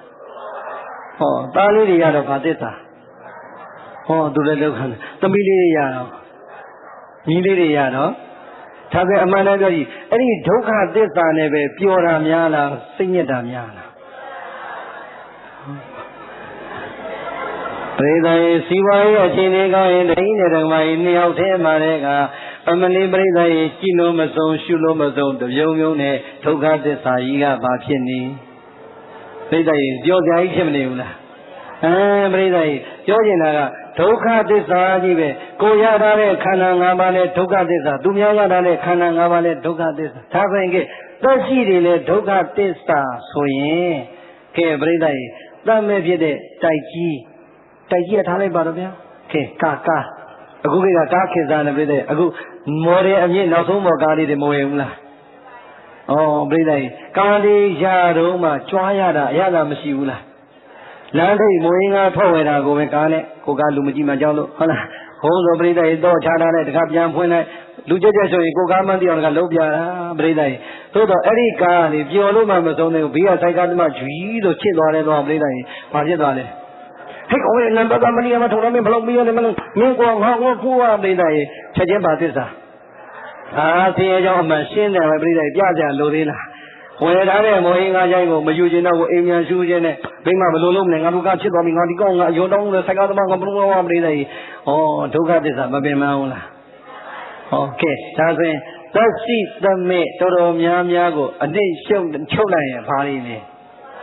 ဒုက္ခသစ္စာဟုတ်ပြီနော်ဒါဆိုရင်ဒုက္ခသစ္စာသိပြီဒါဆိုရင်ပြိဿအဲ့ဒီဒုက္ခသစ္စာဘယ်ကလာတာလဲဆိုရင်အဖြေရှာရင်စောစောတတ်မဲ့တွေအသာသာဟောဒီခန္ဓာ၅ပါးကြီးပဲပြိဿဘယ်ကနေလာတာလဲလို့ပြန်ရှာလိုက်တော့တဏှာသမုဒယောဘဝေတဏှာကာမတဏှာဘဝတဏှာဝိဘဝတဏှာလို့ခေါ်တဲ့တဏှာတရားမှန်သမျှသည်သမုဒယသစ္စာမြည်ကိုမြည်ပါပြီတဏှာမှန်သမျှသည်ပြိဿဘာသစ္စာဟုတ်ပြီဒါဆိုရင်ပြိဿသမုဒယသစ္စာဘာလဲလို့မင်းတဏှာဒီဘာလဲလို့မင်းသမုဒယသစ္စာဒီခန္ဓာကြီးကပြိဿရကျင်တိုင်းရလာတာဟုတ်ရဲ့လားဘဝတဏှာဆက်သက်တုန်းကဒီဘဝကိုတောင်းတခဲ့တဲ့ဘဝတဏှာတွေကျွတ်တော့မရှိခဲ့ဘူးလားဘဝတဏှာရလိုက်တော့ပြိဿဘဝခန္ဓာရမလာဘူးလားဒါဆိုရင်ပြိဿခန္ဓာရတာဒီတဏှာကြောင့်ရတာလားသူ့ဟာသူရတာလားပြိဿတဏှာကြောင့်ရလာတဲ့ခန္ဓာကိုပဲတွေ့တာလားမတွေ့တာလားကိုယ်တန်ခန္ဓာကိုတွေ့တာလားမတွေ့တာလားကိုယ်ခန္ဓာကိုခုနကပြောတော့တွေ့တာသလိုပဲတခါရှိရင်တခါကြီးခန္ဓာကိုတွေ့တာလားမတွေ့တာလားဒကမရှိရင်ဒကမကြီးခန္ဓာကိုဒကာကြီးတွေတွေ့တာလားမတွေ့တာလားဒီတိုင်းပဲသာသမီရှိတော့ရောအဲ့ဒါတွေအနည်းချုပ်တော့ဘာတွေလဲတွေ့တာတယ်မခွာနိုင်ဘူးမမြင်ရရင်မဖြစ်ဘူးဆိုတဲ့ပြိဿကိုယ်မှာဘာကတ်နေတာလဲတဏှာကတ်နေတာသာရှိအရာအလုံးရဲ့ပေါ်မှာမခွဲနိုင်မခွာရင်မမြင်ရရင်မနေနိုင်မကြားရရင်မနေနိုင်အပြေရန်ကိုစိတ်ထဲမှာဆွဲလာနေတာကိုပြိဿဘာလို့ခေါ်တဏှာလို့ခေါ်တဲ့ဒါဆိုရင်သတ်မဲ့ဖြစ်တဲ့အိုးအိမ်တိုက်တာမော်တော်ကစိတ်ရွှေငွေကြတော့ပြိဿတွေ့တာလားမတွေ့တာလားဒါဆိုရင်အဲ့ပေါ်မှာတဏှာရှိလားမရှိလားတဏှာရှိတယ်ဒါဆိုရင်ပြိဿတဏှာမှန်သမျှသည်ဘာသစ္စာသမုဒယသစ္စာဒါဆိုရင်ပြိဿသမုဒယသစ္စာတဏှာကိန်းနေလိုက်တာအရာအလုံးပေါ်မှာတွေ့တာလားမတွေ့တာလားသက်ရှိမှာတွေ့တာတယ်တတ်မဲ့မှာတွေ့တာတယ်ဟုတ်လားမဟုတ်လားကဲသက်ရှိမှာလည်းတွေ့တာတယ်တတ်မဲ့မှာလည်းတွေ့တာတယ်ဆိုတော့တွေ့တာကဘလောက်စီတွေ့တာတယ်လို့မင်းပြောလို့ရတာတဏှာမြူမေးရောက်နှဲစေခွာရေးခတ်တော်သည်ပြိဿရဲ့တဏှာရဲ့သဘောတရားလေးကိုတဏှာမြူမေးရောက်နှဲစေတဲ့ဘုန်းကြီးတို့အဲ့တုတ်တန်ထုတ်တာလည်းမဟောသည်တုတ်တန်တစ်ခုထဲမှာမြောက်တကောင်ကိုပြိဿရဲ့မြောက်ဖမ်းတဲ့မိုးဆိုးကမြောက်နှဲစေနဲ့တခါတည်းပြိဿရဲ့တစ်တုံးတစ်တုံးမှာမြောက်နှဲစေတုတ်ထားမြောက်ဆိုတာငြင်းလေးလားဆော့လားအဲ့တော့မြောက်ကပြိဿရဲ့အဲ့ဒီလိုတုတ်သွားတဲ့မြောက်နှဲစေကိုသူဘာလဲမြောက်ကစိတ်ဝင်စားတော့ပြိဿရဲ့မြောက်နှဲစေလက်ငြင်းမနေတော့ပြိဿရဲ့မြောက်ကလက်နဲ့သွားကြတယ်မြောက်နှဲစေဆိုတာမြောက်ကင်လိုက်ရင်ခွာလို့မရတော့ဘူးအဲ့တော့ခွာလို့ရသေးလား ခွာမရတော့ညာဘက်လက်နဲ့ကန်လိုက်တာခွာလို့မရတော့ဘယ်ဘက်လက်နဲ့အဲ့ဒီလက်ကိုအတင်းခွာတော့ဘယ်ဘက်လက်ကတခါပြန်ကက်လက်နှစ်ဘက်လုံးရှိသေးလားဒါကြောင့်ပြိဿရေမြောက်ဆိုတော့ညီညီမနေနဲ့ဒေါသတော်တော်ပြိဿရေခြေတော့ညာဘက်ခြေတော့နဲ့ကန်ပြီးတော့အတင်းဆွဲယုံတော့တခါညာဘက်ခြေတော့ကအဲ့မှာသွားကက်ပြိဿရေဘယ်ဘက်ခြေတော့ကမှမကြည့်တော့လိုက်ကုန်တင်နေတဲ့ခါကြောင့်လေဘယ်ဘက်ခြေတော့ဘက်ကဆိုတော့မြောင်နေသေးနဲ့ဘယ်နှချောင်းနဲ့ပြီးတော့ဒီကြောင့်ပြီးတော့ပြိဿရေရာလုံးလုံးနဲ့မြောက်ဒေါသတော်ပြောပြိဿရေသူ့မှာဗဇက်ပဲကျန်တော့နှုတ်သီးနဲ့သူ့ခြေတော့ကိုဖဲ့ပြီးတော့ခွာမယ်လို့တာနှုတ်သီးပါကတ်လဲကတ်တော့ပြိဿရေအဲ့ဒီအချိန်ကျမှဘုဆိုးအသာလေးမြောက်ကိုကွိကနေဖမ်းသွားတာတဏှာမြူမင်းမြောင်နေစေးဆိုတာပြိဿရေအဲ့ဒါပဲဒကာကြီးနဲ့ဒကမာကြီးနဲ့အလုံးချင်းလုံးတော့ညားလာပြီးတော့သာသမီ3-4ယောက်ရမှကွဲသွားတာတွေမရှိဘူးလားပြိဿရေကွဲသွားတာတော့ပြိဿရေတော်တော်သီးခံပြီးမှခွဲရလားသီးမခံနိုင်တော့ကွဲတာသီးခံနေတဲ့ပြိဿရေရှင်လုံးရှင်းရောက်မဘူးဟိုက်သာသမီတွေကြောင့်သာသမီတွေကြောင့်ပြိဿရေမြောင်နေစေးကပြိဿရေအောက်မှာအပုံလိုက်မရှိဘူးလားဟောပြိဿရေသာသမီကြောင့်ညီးကြောင့်နဲ့ပြောရင်နောက်ဆုံးကွဲတာကွဲသွားမယ်ဇနီးမောင်နှံတာပြိဿရေကွဲသွားမယ်ဟိုသားလေးမခွဲနိုင်လို့သားလေးပြန်လာကြည့်ရသမီးလေးတွေ့ကျင်တော့ခေါ်ရမြီးလေးပြန်ကြည့်လို့ခေါ်ရနဲ့တဏှာဆုံးသလားမဆုံးဘူးဒါကြောင့်တဏှာမြူမေးရောက်နှဲစေပါတယ်လေဒီတော့ဒုတိယနာပြိဿအဲ့ဒီအတိုင်းပဲဒုပိဿကဒီပစ္စည်းလေးပေါ်မှာလဲတဏှာကဟိုပစ္စည်းလေးပေါ်မှာလဲတဏှာကဒီတိုက်ကလည်းငါတိုက်ဒီကားလည်းငါကဒီရွှေလည်းငါရွှေငါဒီငွေလည်းငါငွေဆိုပြိဿအကုန်လုံးပေါ်မှာတဏှာကတ်သွားလိုက်တာမြောက်ခြေရောလက်ရောပြိဿရေနှုတ်သီးရောအကုန်လုံးခွာမရတယ်လို့ဖြစ်မသွားဘူးလားခွာမရလို့ဖြစ်သွားတော့ပြိဿရေသမုဒိယသစ္စာကြီးကနေတိုင်းကိုအဖို့ဖြစ်မနေဘူးလားအေးဒီတော့တဏှာနဲ့ကန့်ကြီးတွေ့တာတဲ့သမုဒိယသစ္စာမှဟောဒီဘဝနှလုံးသားတွေကမငြိမ်းသေးရင်ဒုက္ခဆိုတဲ့ဆင်းရဲကပြိဿရေကြိုတင်ပြီးတော့ရောက်မနေဘူးလားဒါဆိုရင်ပြိဿရေတဏှာဆိုတဲ့သမုဒိယသစ္စာကိုမခွာနိုင်ရင်ဒုက္ခဆိုတဲ့ဆင်းရဲကြောင်းမှဒုက္ခသစ္စာဒီကိမလားမကိဘူးဒါဆိုရင်ဒုက္ခဆိုတဲ့ဆင်းရဲကိုမလိုချင်ဘူးဆိုရင်တဏှာဆိုတဲ့သမုဒိယသစ္စာကိုအရင်မပယ်လို့ရမှာလားဒါဆိုရင်တဏှာဆိုတဲ့သမုဒိယသစ္စာကိုပယ်လိုက်ရင်ဒုက္ခသစ္စာရောမငြိမ်းဘူးလားအေးဒါကြောင့်ပြိဿရေသိပယ်ပြိဿရေဒုက္ခသစ္စာကိုပိုင်းပိုင်းခြားခြားသိရင်အဲ့ဒီဒုက္ခသစ္စာဘာကြောင့်ရတာလဲဆိုရင်သမုဒိယသစ္စာတဏှာရှိလို့ရတာဒါဆိုရင်အဲ့ဒီတဏှာသမုဒိယသစ္စာကိုပယ်ရင်ဒုက္ခဆိုတဲ့ဆင်းရဲလာအောင်မလား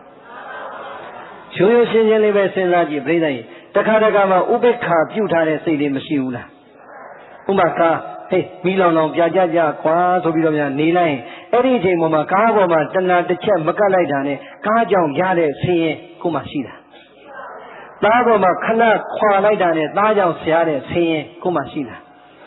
အေးပြောချင်တာကတဏှာကိုပြိဿရေကိုအောင်တိုက်ဖို့ဆိုတာအလွန်ခက်ပါတယ်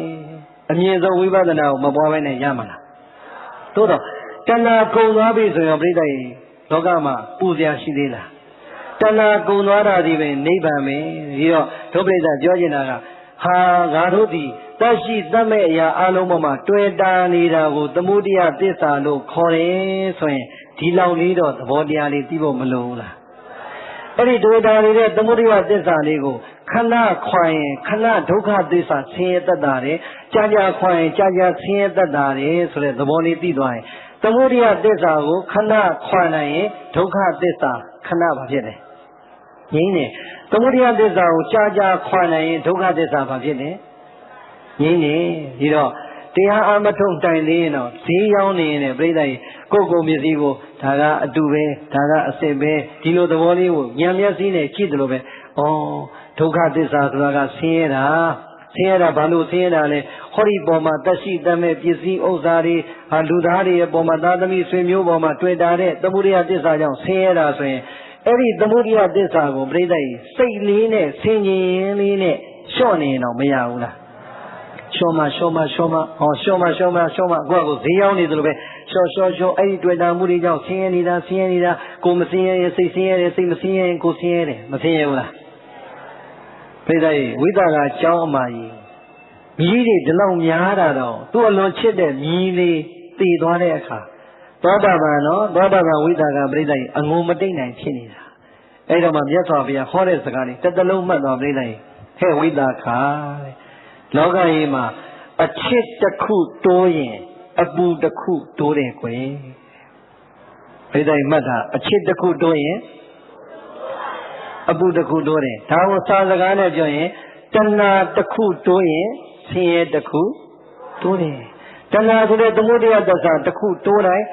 ဆင်းရဲဆိုတဲ့ဒုက္ခသစ္စာတစ်ခုပါဖြစ်နေတယ်တိုးနေတယ်ဟုတ်ပြီနော်ဒါဆိုရင်အချစ်တစ်ခုတိုးရင်တဏှာ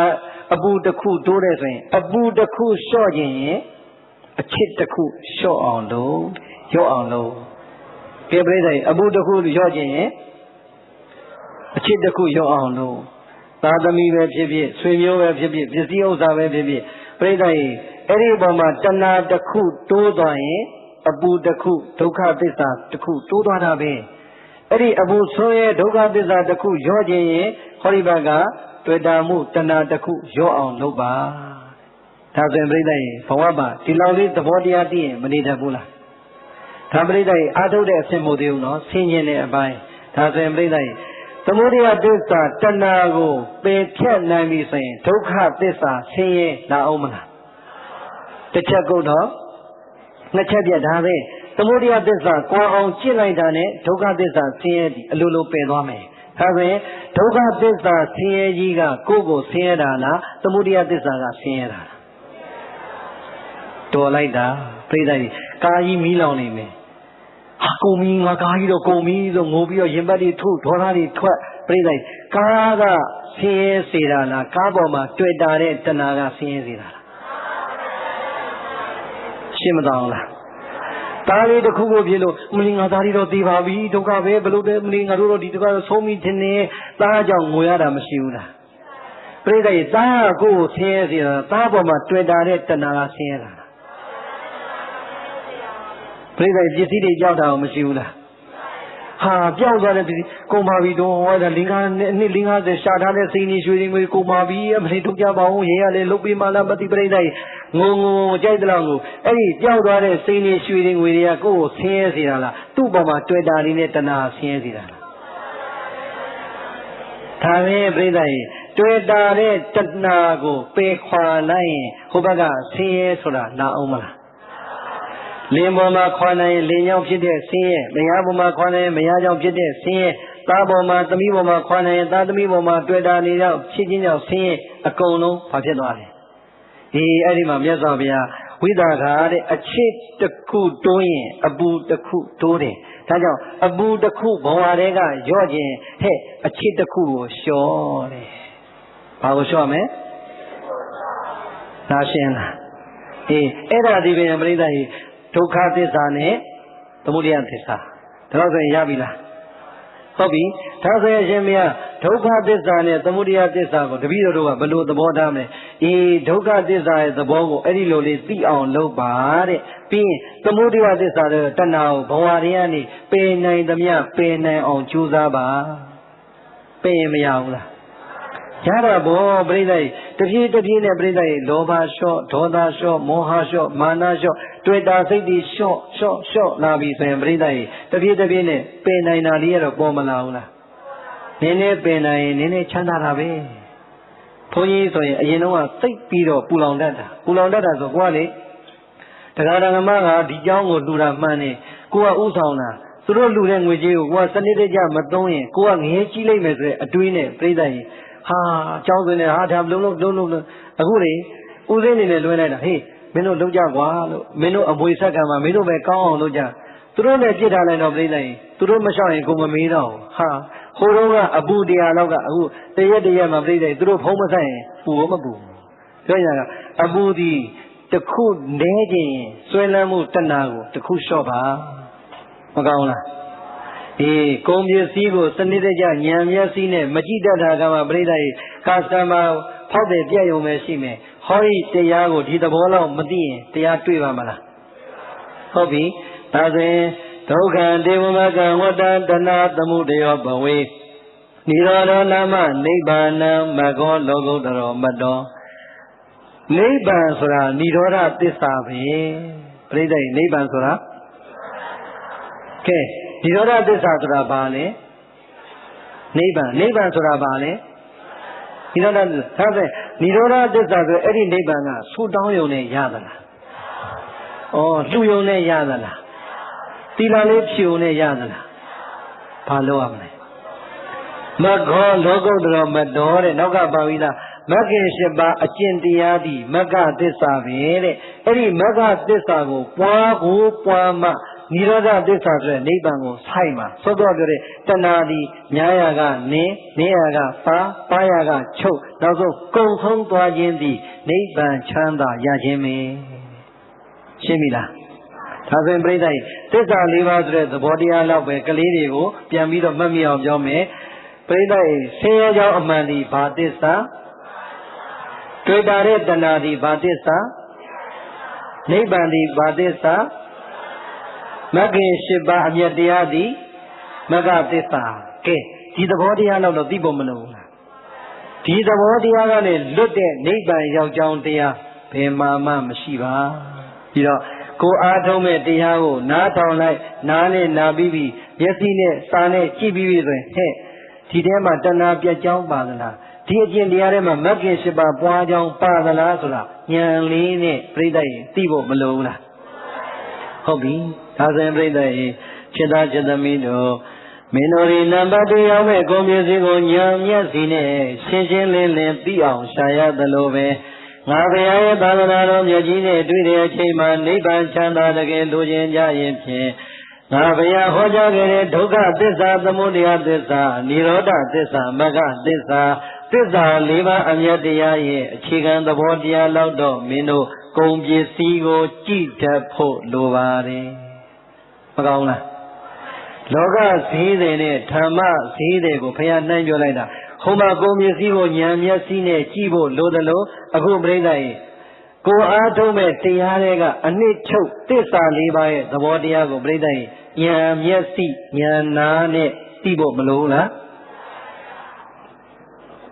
ဒါဆိုရင်ပြိဿရဲ့ရှေ့ဆက်သွားတော့မယ်ပြန်ပြောမယ်သစ္စာ၄ပါးကိုပြန်ပြောမယ်ဒုက္ခသစ္စာဆိုတာဘာလဲဆင်းရဲကြောင်းအမှန်တရားသမုဒယသစ္စာဆိုတာ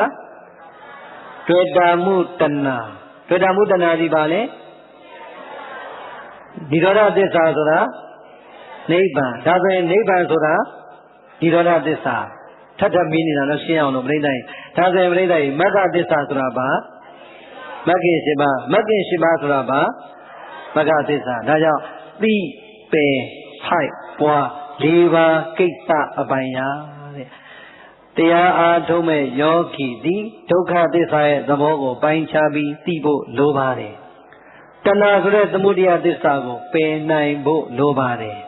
နိဗ္ဗာန်ဆိုတဲ့និရောဓသစ္စာအထိဆက်ရောက်ဖို့လိုပါတယ်အဲ့ဒီဆက်ရောက်ဖို့ဆိုရင်မဂ္ဂင်၈ပါးကိုပွားဖို့လိုပါတယ်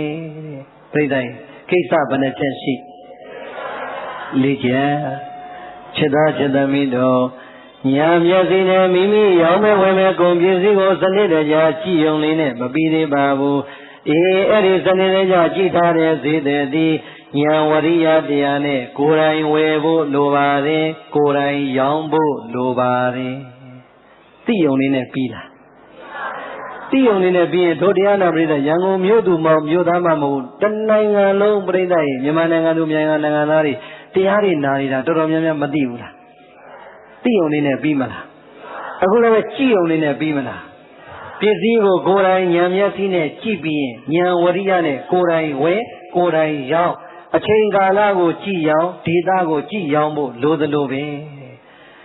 ပရိသတ်ရဲ့သစ္စာ၄ပါးရဲ့သဘောတရားတွေကိုဉာဏ်မျက်စိနဲ့ဉာဏ်နာနဲ့တော့သိပါပြီကိုယ်တိုင်အာမထုတ်ပဲနဲ့ရမှာလားကိုယ်တိုင်ဝယ်ကိုယ်တိုင်ရောင်းရသလိုပဲကိုယ်တိုင်ပဲဟောဒီယုံနာမှာဘာလို့ရမလဲအားထုတ်ရမယ်တရားရှာအတေဟုတ်ပါတန်းသိတာပဲတရားရှာကိုယ်မှတွေ့ဘု து ကိုယ်မှလဲတော်လိုက်တာဒါဆိုရင်အဲ့ဒီကိုယ်မှဘယ်နှခါရှာပြိဿရဲ့ဉာဏ်မျက်စိဉာဏ်နာနဲ့တော့ဝတ္ထုငွေကြီးတွေအကုန်ခံပြီးတော့ဓမ္မသဘင်ကြီးကျင်းပမနေဘူးလားဟောတော်ရင်တော့မနာဘူးလားမသိဘူးလားသိုံလေးနဲ့ပြီးမလားပရိသတ်ရဲ့ကုန်ပစ္စည်းကိုဉာဏ်မျက်စိနဲ့ကြည့်ပဲကြည့်တတ်ကြတော့လည်းပဲ ကိုယ်တိုင်ဝင်ကိုယ်တိုင်ဆိုင်ပေါ်မှာတင်ကိုယ်တိုင်မယောင်းသေးသမျှပြိဿရဲ့အမျက်ဆိုတာရပါမလားဟောဒီသစ္စာလေးပါးတရားရဲ့သဘောတရားတွေကိုဉာဏ်မျက်စိဉာဏ်နာနဲ့ဖတ်လို့သိနာလို့သိတော့သိပါတယ်သို့တော့ဟောဒီယုတ်တရားနံတရားမှာကိုယ်တိုင်မပွားပဲနဲ့တော့ပြိဿရဲ့တရားတွေ့နိုင်မတွေ့နိုင်ပြီးတော့ကိုယ်တိုင်အားထုတ်ဖို့ပတ်ဖို့နံပါတ်1အရေးကြီးပါတယ်နံပါတ်2ကအချိန်ကာလကိုကြည့်ပြီးတော့ဈေးရောင်းရတာရောမရှိဘူးလားဟောသောသောပြောလို့ပြိဿအချိန်ကာလကိုကြည့်ရောင်းရသလိုပဲဘုန်းကြီးတို့မှလည်းအရွယ်ဆိုတာကဒီတိုင်းကျိုးနဲ့ခြိထားလို့ရလားတပြေးနဲ့ပြိဿရဲ့ပထမအရွယ်တွေကကုန်လာပြီဒုတိယအရွယ်ကိုရောက်လာပြီခန္ဓာကိုယ်နဲ့စိတ်ကလေးတွဲလာပြီတတိယအရွယ်ကိုရောက်လာပြီအကုန်လုံးတုံချိဝါတွေဖြစ်ကုန်ပြီတုံချိတွေဖြစ်မသွားဘူးလားပြောချင်တာကကိုယ်တိုင်ဉာဏ်မျက်စိဉာဏ်နာနဲ့ဒီသဘောတရားသိတယ်ဆိုရင်ကြီးမာတို့အိုမတို့အာဘတို့သာသမီတွေအိမ်အောင်ကြမတို့ဘာမှမစင်စားတဲ့ပြိဿကြီးအကောင်းဆုံးကတော့ကာလဆိုတာလေကိုယ်တိုင်တရားကိုနာနိုင်လို့မှတ်နိုင်လို့လက်တွေ့ကျင့်နိုင်လို့ကျင့်တဲ့တရားကိုကိုယ်တိုင်ကိုပြိဿကြီးသုံးသပ်ဆင်ခြင်နိုင်လို့ဒီတရားအားထုတ်ဖို့အကောင်းဆုံးပဲတဲ့ဈေးရောင်းဖို့အကောင်းဆုံးအချိန်ပဲ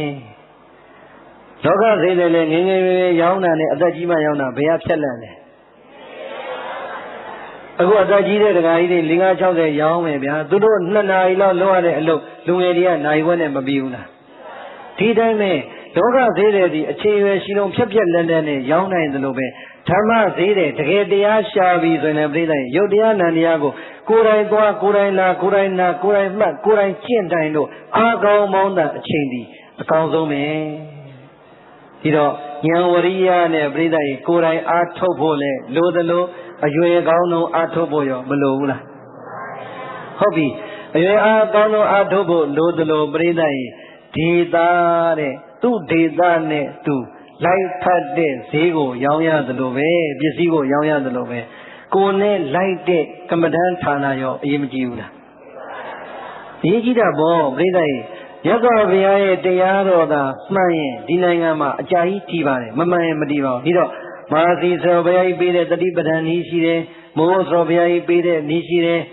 တရားဒီမှာအနာဂတ်ဆရာတကြီးနည်းတယ်ရှိတယ်ဆရာကြီးခွင်ငါရှိတယ်ဆွန်းလုံးရှိတယ်ဝေဘိုရှိတယ်မင်းကွန်းရှိတယ်နည်းမျိုးစုံမရှိဘူးလားအေးနည်းမျိုးစုံရှိတော်လည်းပဲကိုကတရားတွေ့ဖို့အမျက်ရဖို့ရှားတာဆိုရင်တော့ကိုယ်နဲ့လိုက်တဲ့နေရာလေးတည်ကိုယ့်အတွက်အမြန်အမျက်မြတ်ရမယ်တရားပဲဟုတ်ပြီလား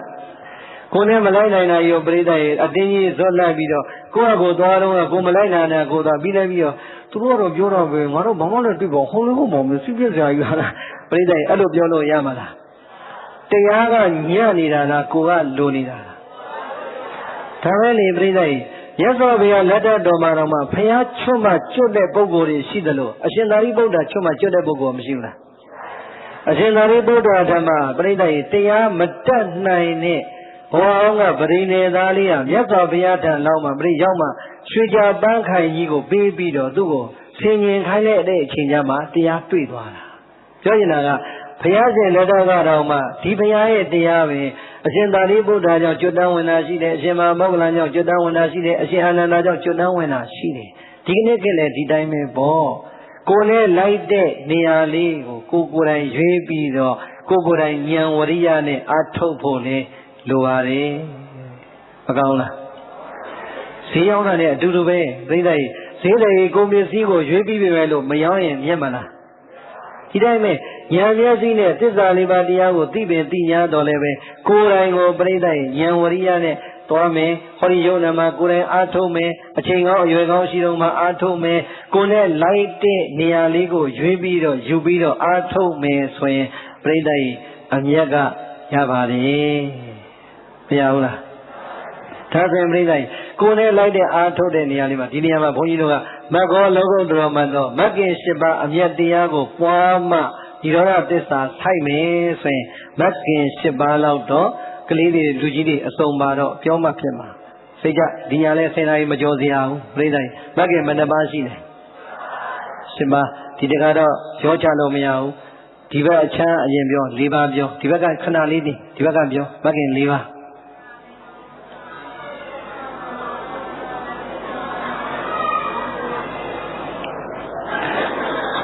ရှိတာလူကမပြောနောက်ကလူကပြောတာသမ္မာဒိဋ္ဌိသမာဟမ်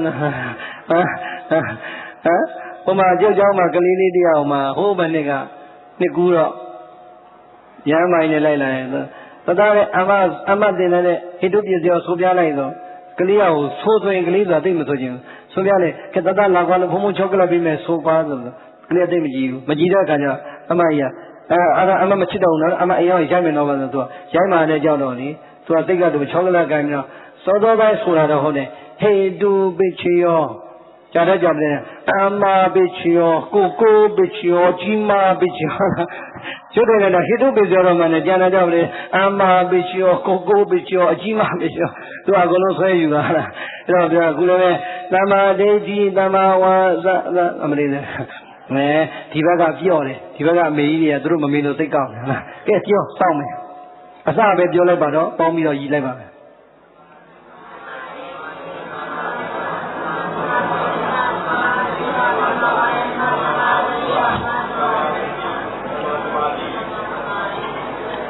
တော်တယ်ဇီဝယူထဲလိမ့်လာကြတယ်ဟုတ်လားသမာဓိတိသမာသင်္ကပ္ပသမာဝါယမသမာတတိသမာသမာဓိသမာအာဇီဝတော်ဆိုတော့မဆိုမဂ္ဂင်ရှင်ပါလေဆက်ချင်းလမ်းရောက်ကမှအနုလုံပฏิလုံလဲထွက်ဟုတ်လားကဲပရိသတ်မဂ္ဂင်ရှင်ပါးကိုပွားရင်ဘာသစ္စာလဲမဂ္ဂသစ္စာသာပိုင်အောင်ပွားဘယ်သစ္စာဆိုင်မလဲနိဗ္ဗာန်ဆိုတဲ့និရောဓသစ္စာဆိုင်မလားမဆိုင်ဘူးလားဆိုင်ပြီလေဒါကြောင့်ရသော်ဘုရားကိုယ်တိုင်ပြိဿရဲ့ပြိဋိဘံသံဃာနီးမှာဟောခဲ့ပြီးသားဟဲ့သူပတ္တမဂ္ဂင်၈ပါးမရှိတဲ့ဘာသာသာသနာမှာကိလေသာငြိမ်းတဲ့ပုဂ္ဂိုလ်မရှိနိုင်ဘူးတဲ့မဂ္ဂင်၈ပါးရှိတဲ့ဘာသာသာသနာမှာပဲကိလေသာငြိမ်းတဲ့ပုဂ္ဂိုလ်ရှိနိုင်တယ်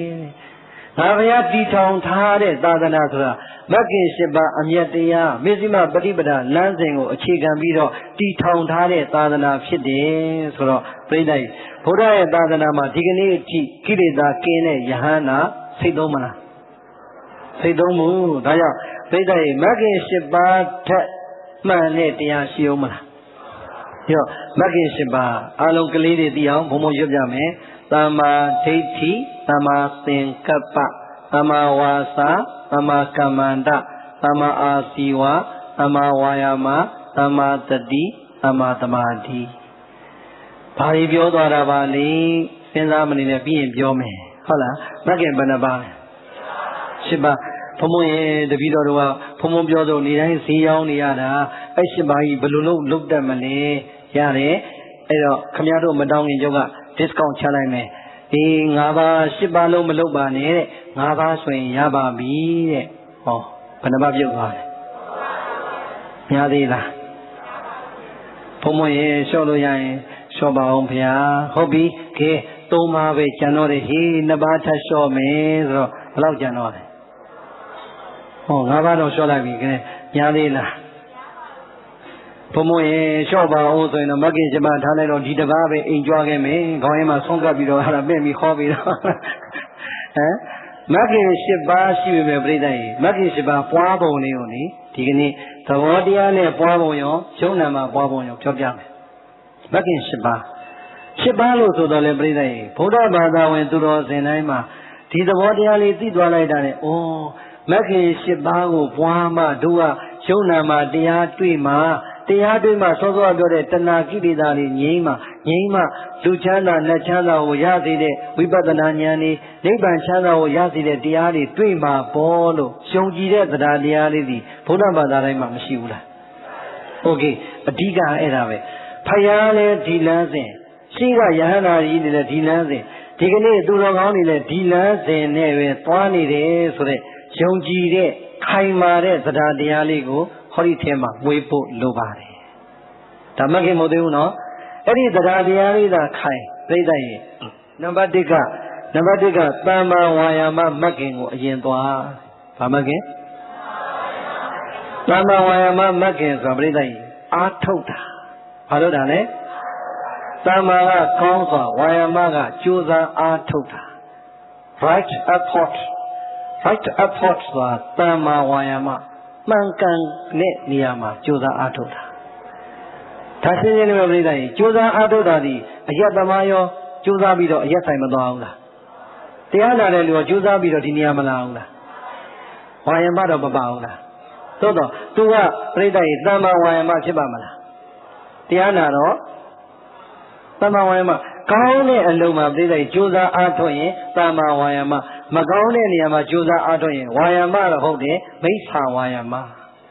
ရှင်းပြီနော်အဲကြောင့်တမ္မာဝါယမဆိုမှန်မှန်ကန်ကန်မှန်ကန်တဲ့ကုသိုလ်အလုံးမှာအားထုတ်တာဒီတော့အခုတို့တရားနာပြိတ္တာကြီးတမ္မာဝါယမမပါလားပါလားဒီတမ္မာဝါယမတော့ပြိတ္တာကြီးအရေးကကြီးလားမကြီးလားဘဝချမ်းသာခြင်းတရားမြင်မြန်တွေ့ခြင်းလောကကြီးမှာပြိတ္တာကြီးဒီတမ္မာဝါယမဒီလောကကြောင်းမှာလည်းအရေးကြီးဆုံးပဲတရားရကြောင်းမှာလည်းအရေးကြီးဆုံးပဲဒါတမ္မာဝါယမမတ်ခင်နဲ့တို့ပြိတ္တာသွားမယ်ဒီညာပြီးရင်သူကဘလောက်ဟောမနှက်ပန်ညောင်းစရာလည်းမလိုဘူးကောင်းစရာလည်းမလိုဘူးသွားအောင်မှာဟောထွက်လာလိုက်တော့မရဘူးလားအဲ့လိုမှမဟုတ်ဘူးပြိတ္တာကြီးတမ္မာဝါယမကမပါဘူးထထတန်တန်မဟုတ်ဘူးဆိုရင်ဟိုဘက်အင်ရကအမကြီးဒီညာသွားမယ်လေအေးညီမလေးငါ့ကိုဧည့်သည်လေးဟိုနိုင်ငံခြားကနေလာမှာဆိုတော့ပြိတ္တာဟေးဝိမနေဘူးလားဝိနေအဲ့တော့တမ္မာဝါယမဆိုတာတရားပွဲလာတာလဲတမ္မာဝါယမဖြစ်တရားအားထုတ်ဖို့ကြိုးစားတာလဲတမ္မာဝါယမဒီတော့ပြိတ္တာရေအောင်မြင်မှုတစ်ခုအတွက်တရားတွေ့ဖို့အတွက်နံပါတ်1မဂ်ခင်သည်တို့ပြိတ္တာတမ္မာဝါယမမဂ်ခင်ရှိဖို့မလိုဘူးလားโอเคဒါဆိုရင်တမ္မာဝါယမမဂ်ခင်တော့ရှိနေပြီတဲ့ဒီတမ္မာဝါယမမဂ်ခင်တစ်မျိုးတည်းနဲ့ရောတရားတွေ့ပါမလားဟောဒါပြီနောက်မဂ်ခင်တကူကတမ္မာတတိမဂ်ခင်ပြော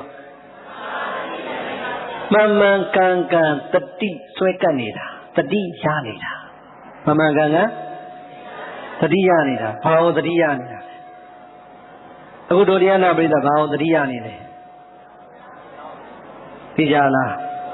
နိုင်ကြည့်လိုက်ခွင်းကြည့်လိုက်ဟောတော့ရှိမလားမသိဘူးတော့ငါတော့မခက်ခင်ဘူးတော့အင်းကလေးကတော့လက်ကမငြိမ်ဘူးတော့ဟုတ်လားခုလူကလည်းဒီချိန်ပြန်ရောက်ချင်မှရောက်မှတော့ဟောမသိနိုင်အဲ့ဒါသမ္မာတတိဖြစ်ပါမလားမရှိဘူးတမ္မာတတိဆိုတာမှန်မှန်ကန်ကန်ကုသိုလ်လုပ်ငန်းမှာအမှတ်ရနေတာတတိရနေတာ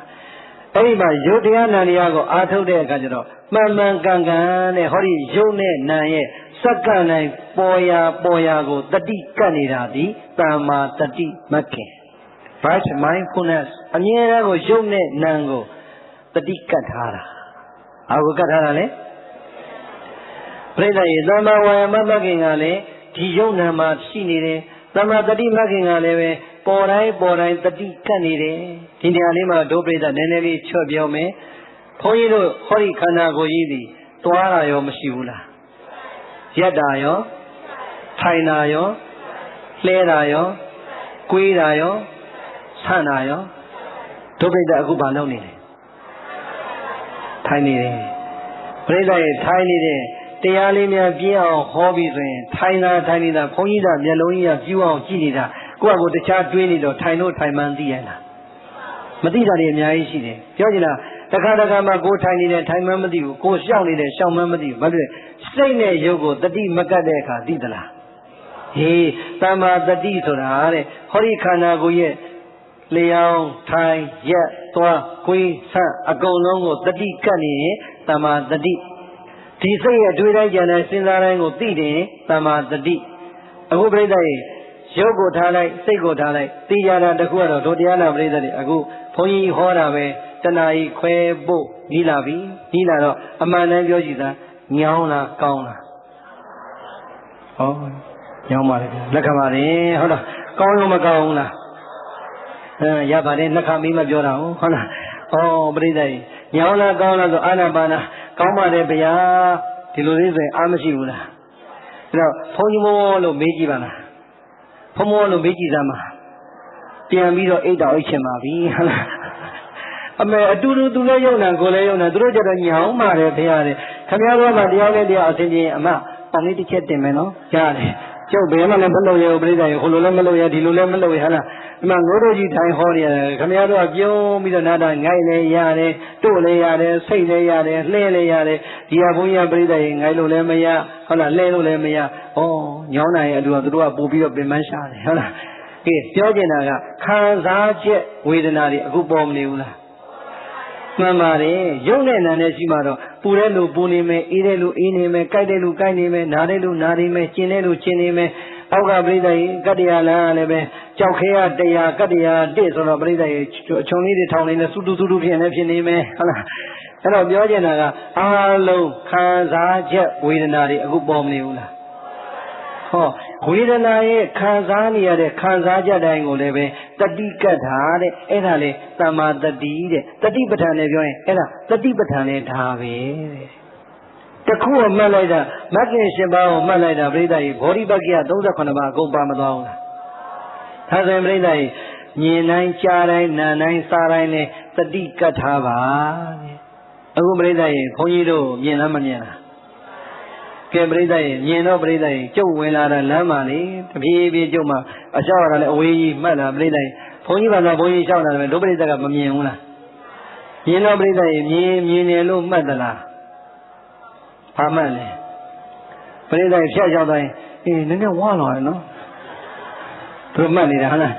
ဟုတ်ပါဘူးနည်းနည်းပိန်သွားတာမသိဘူးဟုတ်လားတချို့ပြောတယ်ရလေးပိုးရှင်းလာတယ်လို့ပဲဟောဗျာ348နှစ်ရှိပြီခုဒီအရက်ရှိလို့ရှိတယ်ဟာအဲ့တော့ပြိဿကြီးနောက်ဆုံးတစ်ခုပဲကောင်းတယ်ပြိဿကြီးဘာလဲဆိုကလေးနာပြောရှင်မိုက်တယ်ဟုတ်လားအဲ့ဒါလေးတစ်ခုပဲရတာရှင်ပြောကြတာပြိဿကြီးမြင်ရင်ကြားခြင်းနားခြင်းစားခြင်းထိခြင်းချမ်းစီစိတ်ကူးစဉ်းစားခြင်းလို့ခေါ်တဲ့ဓဝရ6ပါးကလည်းအာယုံနဲ့ဆုံတိုင်း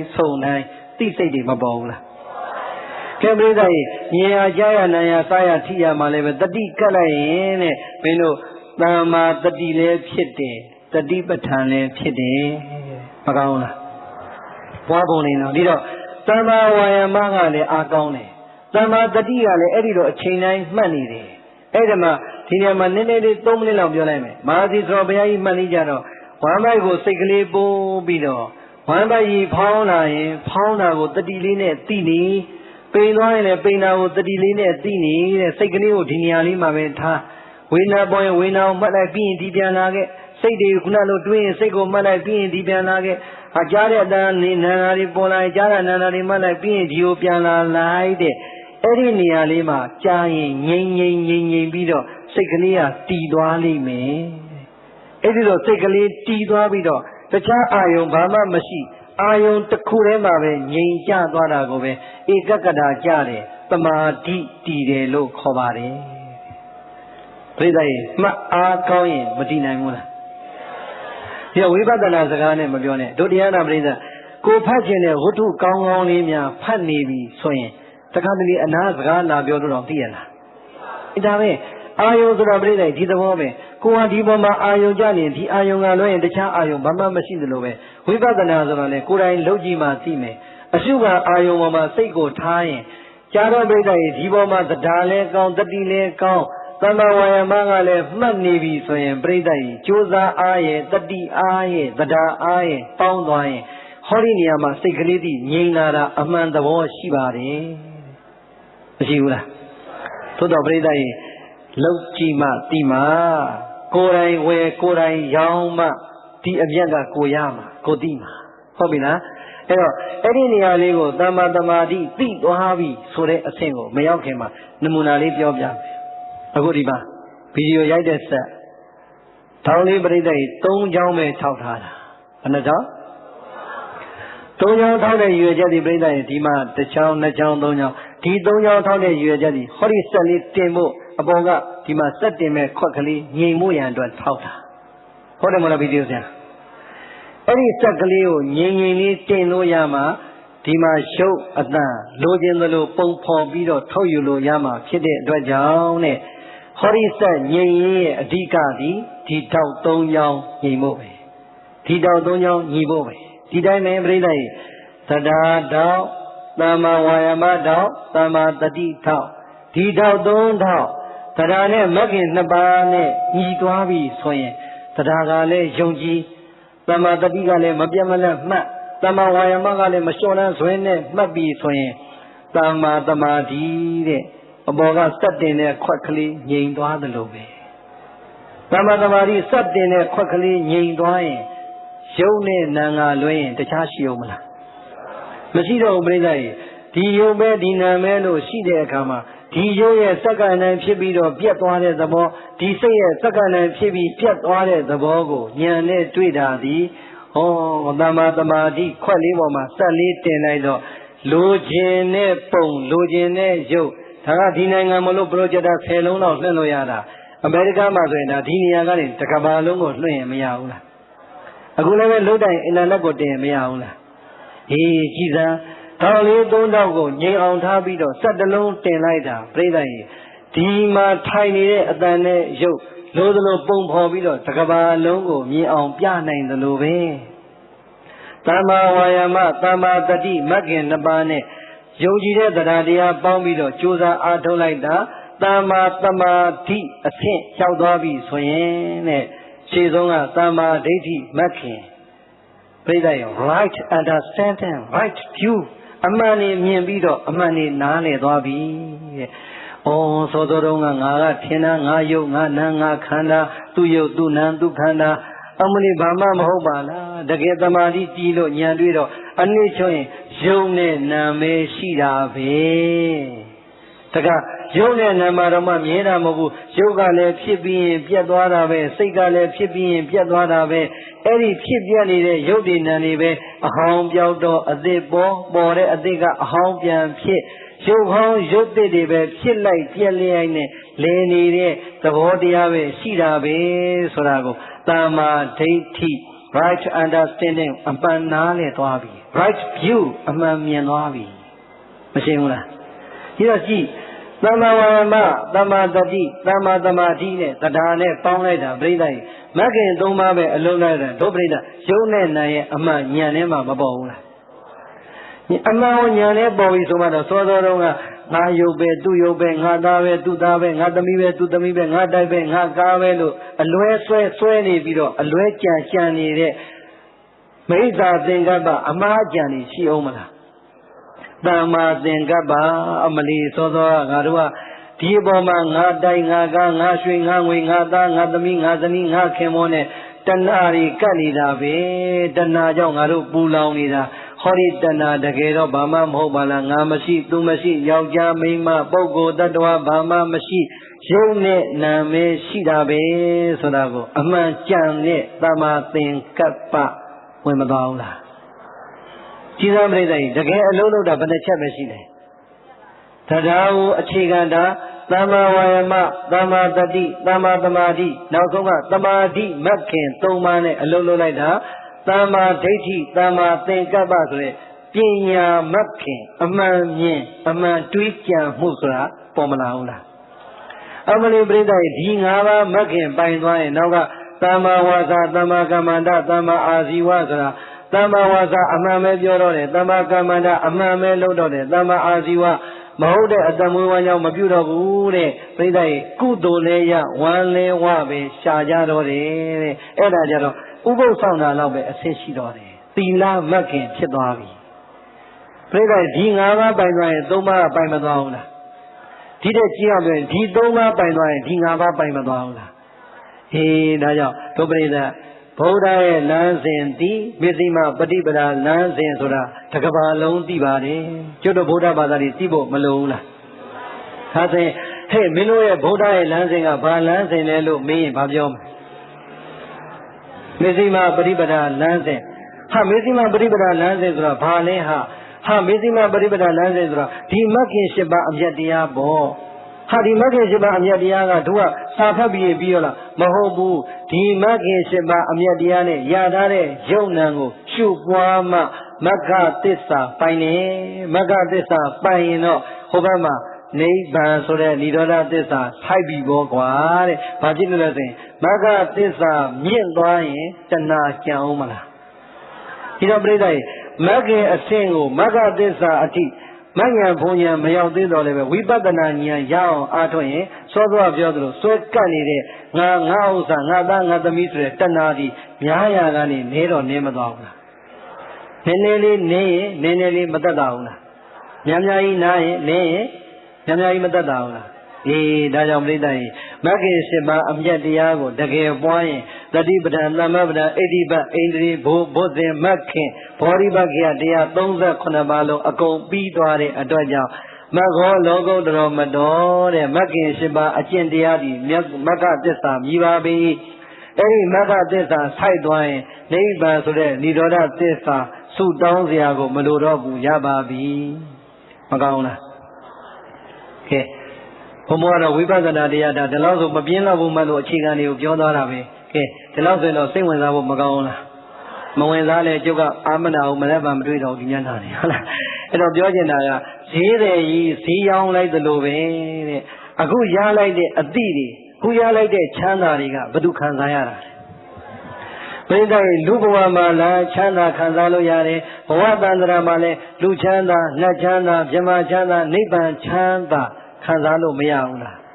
အေးကိုယ်တိုင်ကိုယ်ပစ္စည်းကိုရွေးကိုယ်တိုင်ရောင်းတော့ကိုယ်တိုင်အမျက်ကိုကိုယ်ပဲခံစားရတယ်လို့ပဲတဲ့ကိုယ်တိုင်တရားရဲ့သဘောတရားကိုသိအောင်လုပ်ပြီးတော့လမ်းကိုရွေးချယ်ပါ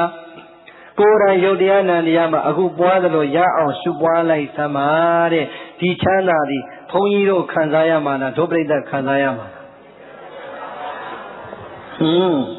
ဒါကြောင့်ဒီလောက်ဆိုရင်ပရိသတ်ဈေးရောက်တာတော်တော်လေးအချိန်ကြာလာပြီဟုတ်ပြီလားကဲနံပါတ်3ကဈေးသည်ကြီးကဘာလို့လဲအမိကောင်းမနက်ခဏတော့မြောက်သေးမေးနေပြီကဲဈေးသည်ကြီးကနံပါတ်1ကုန်ပစ္စည်းကိုကြီးတတ်တဲ့ဉာဏ်မျက်စိရှိဖို့လိုတယ်ဉာဏ်ဝရိယနဲ့တကယ်ရောင်းဖို့လိုတယ်နံပါတ်3အရင်ကြီးထုတ်ပေးမယ်အမိကောင်းမလိုဘူးလားအေးဒီတိုင်းပဲတဲ့အခုလည်းပဲအခုလိုတာပြိတ္တိတကယ်တရားကိုဉာဏ်မျက်စိဉာဏ်နာနဲ့နာဉာဏ်ဝရိယနဲ့တကယ်အားထုတ်နေတယ်ဆိုရင်လေဈေးတွေကိုအရင်ကြီးရှိတဲ့လူတွေကကုန်ပစ္စည်းဝယ်ဖို့ချမ်းဖို့ရအရင်ကြီးထုတ်ပေးခြင်းတယ်လို့ပဲဟောဒီမှာတရားပြတဲ့တရားဟောတဲ့ဘုန်းကြီးတွေကလည်းသူတို့ကတော့တကယ်တရားလိုချင်တာဒီတော့သူတို့အတွက်ငါတို့ရိတ်တာဖွင့်ပြီးတော့စကားမွေးပြီးတော့လုပ်ပေးအောင်မပဲဆိုလုပ်ပေးနေတဲ့အရင်အဒီပေးတဲ့လူတွေနဲ့တူတဲ့တရားပြရိတ်တာတွေဘုန်းကြီးတွေမရှိဘူးလားမရှင်းလင်းသေးဘူးဆိုရင်မင်းကြီးပရိသတ်ရှင်းအောင်မေးဖို့ပရိယတ္တိစာသင်တိုက်ကြီးတွေမရှိဘူးလားအေးဒုပရိသတ်ကပဲတကယ်ဉာဏ်မျက်စိဉာဏ်ဝရိယနဲ့တကယ်အားထုတ်ဖို့ပဲလိုပါတယ်အမှန်ရှင်းပြနိုင်တဲ့ကုံတယ်ကြီးတွေနဲ့တူတဲ့ပရိသတ်ပရိယတ္တိဝန်ဆောင်ဆရာတော်တွေမြန်မာနိုင်ငံတကယ်ပညာရှင်ပေါ်တဲ့နိုင်ငံမှာအပိကောင်းတွေပေါ်ပါတယ်ဟာပฏิပတ်တိပဲတန်းအားထုတ်ခြင်းနဲ့ဆိုရင်လည်းလာခဲ့ပါဘုန်းကြီးတို့ကိုယ်တိုင်အခုရိတ်တာကြီးကိုအကြီးလုပ်ပြီးတော့စနစ်တကျပင်ပင်ပန်းပန်းနဲ့ကိုတည်ဆောက်နေပါတယ်စခန်းနေလဲဝါရဲဆိုရင်ဖွင့်နေပါပြီပြောချင်တာကအမိကောင်းလဲရှိဖို့မလိုဘူးလားအေးကိုထင်ရကိုဖတ်ကိုစိတ်နဲ့ကိုလုံနေတယ်ဆိုရင်လည်းပဲအမိကောင်းမရှိရင်လမ်းကြောင်းကတော်တော်နဲ့ရှေ့မရောက်ဘူးအဲကြောင့်ဘုန်းကြီးတို့ကတော့လှုပ်တာပဲပြိဿရင်ရိတ်တာအခုချိန်ဒီဖွင့်လာတာ88ချိန်လောက်ရှိပြီတခါမှလည်းဆုံးဖို့လည်းအလူမခံဘူးရေမီးဖို့လည်းအလူမခံဘူးသူတို့လူရင်လည်းယူထားလိုက်တာပဲမလူလည်းပဲပြိဿကိုယ့်ဟာနဲ့ကိုဘလောက်ဒီစီးပွားရေးတော့တွက်လိုက်လဲဆိုဟေး10ရက်စကန်တစ်ခုလုံးဒီယောဂီစားနိုင်ငါတရားပွဲတပွဲစာဆိုရင်ကွာငါကျွေးလို့ရတယ်အမလီ16လမ်းလို့တပွဲဆိုရင်3ပွဲတောင်ကျွေးလို့ရတယ်ဟုတ်လားပြောချင်တာပြိဿအဲ့လိုကိုစိတ်ထဲမှာထားပြီးတော့ကိုယ်တိုင်လည်းပြိဿရေသေမဲ့ဒီကနေဒီတရားနဲ့ပဲလွတ်အောင်ထွက်လာတာဖြစ်တဲ့အတွက်ကြောင့်ကိုယ်ကိုကျေးဇူးရှိတဲ့တရားဓမ္မဆိုရင်ဘာပဲပြောပြဘုန်းကြီးတို့ကဒီလိုတရားဟောနေတာသို့တော်လည်းပြိဿရေလမ်းထဲမှာရက်ွက်ထဲမှာကျတော့လူငယ်တွေလည်းတရားကိုလိုက်နာခြင်းအောင်ဆွဲပြီးတော့ရေမောမောလေးတွေနဲ့လောကကြောင်းလေးတွေနဲ့ဟောတာဘုန်းကြီးတို့ရိတ်တာမှဆိုရင်ကလေးကိုထမင်းကျွေးနေသလိုကိုပြိဿရေအိုအေးတချင်းဆိုမပေးတာပဲရှိတယ်မှတ်ချင်ရှုချင်အောင်စိတ်ရှည်လက်ရှည်နဲ့စောင့်ပြီးတော့ပြောပေးတာဘာရွယ်ချက်မှမဟုတ်ခုနကပြောလို့သူတစ်ချက်မှတ်လို့တဏှာတစ်ချက်ပြတ်ရင်အဲ့တစ်ချက်မှသူဆင်းရဲတစ်ချက်လွတ်နေမယ်အပတ်ပေါင်းများစွာတဏှာပြတ်နေအချက်ပေါင်းများစွာဆင်းရဲလွတ်နေမယ်ဆိုရင်ရွယ်ချက်လေးနဲ့ပြီးတာပဲအခုလည်းပဲဒီသဘောပါပဲပြင်းရင်တော့ပြင်းပါလိမ့်မယ်ဒီတရားကိုဟောပေးခြင်းလုံးလုံးကိုဟောပေးတာပါဟုတ်လားအဲကြောင့်ဘုန်းကြီးတို့အမိကောင်းဖြစ်အောင်ဘုန်းကြီးတို့ကိုယ်တိုင်လည်းကြိုးစားနေပါတယ်ဦးစိန်ဝင်းတို့မဆွေတို့လည်းသူတို့ဆရာတော်ဘုရားနဲ့ဘုန်းကြီးတို့လည်းမနီးမွေးမှာရိတ်တာကြီးဖွင့်နေပါတယ်ငယ်ငယ်ရွယ်ရွယ်နဲ့အလွန်တရားတရားကောင်းပါလေကျောင်းတကာကျောင်းအမတွေပါသို့တော့ဘုန်းကြီးတို့ကျောင်းမှာတော့မဟုတ်သေးပါဘူးဟုတ်လားလူချင်းတို့ပြောတာတော့မဟုတ်ပါဘူးဒါရှင်းအောင်ပြောပြတာပါအဲ့တော့ပြောချင်တာတော့ပြိဿကြီးအမိကောင်းတွေကတော့ရှိမနေဘူးလားမြင်းညာမှာပြိဿကြီးမော်တော်ကားတွေ လူအပြိုင်ခေါ်ကြတာလူအပြိုင်ခေါ်တာလာကျွန်တော်တို့ကကျွန်တော်လမ်းမှာဘာလုပ်ပြီးမှတမင်းကြီးမလမ်းမှာသနုတော်ဝါလဲဝေအောင်မှလပိတ်နဲ့တိုက်မှဆိုအဲ့တော့ဗရမ ्या ခင်ဆိုတော့ပြိဿကြီးကားအုံနာကတက္ကမအဲ့တော့သူကကိုယ်တိုင်လာပြီးတော့ပြိဿလက်ကုပ်နေပြီးဟေးလာထားဗရမ ्या ခင်တို့ကဒီနေ့အလကားတင်မယ်ဗရမ ्या ခင်တို့ကအလကားတင်မယ်မလို့လမ်းမှာသမင်းလဲကျွေးအောင်မယ်တဲ့ညောင်းရင်နင်းလဲပေးအောင်မယ်ဟေးဒီလောက်နဲ့အားမရရင်လေတို့ကအပူလဲထုတ်ပြီးတော့တဲ့လှုပ်ပြချင်းကူလဲလှုပ်ပြီးအောင်မယ်အဲ့တော့အခုလည်းပဲမေသီမကိုကြီးတို့အမိကောင်းဖြစ်ဖို့ရတော့ပြိဿကြီးကြောင်းကောင်းလဲဆောက်ထားပါတယ်ရေလေးမီလေးအဲကွန်လေးနဲ့ဟုတ်လားသမင်းလဲကျွေးပါမယ်လိုအပ်ရင်လည်းအနှိမ့်သေးခေါ်ပြီးတော့နင်းလဲပေးပါမယ်အဲ့ဒါမှအမိကောင်းမဟုတ်လို့မလာဘူးထင်တော့သနာပါတယ်ဟုတ်လားကဲဒါဆိုပြိဿကြီးဒီနေ့ညတရားပြည့်စုံပြီမို့လားလောကဈေးတွေဖြစ်တဲ့အတွက်ဈေးရောင်းတိုင်းမှာကုန်ပစ္စည်းကိုအတုအစ်ခွဲတိုင်းမှာပြိဿကြီးငါကုန်ပစ္စည်းတော့အတုအစ်ခွဲပြီးတော့ဈေးရောင်းနေပြီဘဝတန္တရာခရီးအတွက်တရားအတုအစ်တွေငါရွေးဖို့လုပ်ရအောင်မယ်ဆိုတာကိုတတိယစေခြင်းလို့ဟောပေးတာပါကုန်ပစ္စည်းတွေကိုလောဘတွေနဲ့အမျက်တွေများရအောင်ကိုယ်တိုင်ရောင်းနေတဲ့အချိန်မှာငါလောကအတွက်တော့ချမ်းသာတွေရဖို့ဈေးရောင်းနေတယ်ဘဝတန္တရာအတွက်တရားတွေရအောင်ငါကိုယ်တိုင်အားထုတ်ရအောင်မယ်လို့နှိုင်းရှင်တတိယဖို့ဟောပေးတာပါ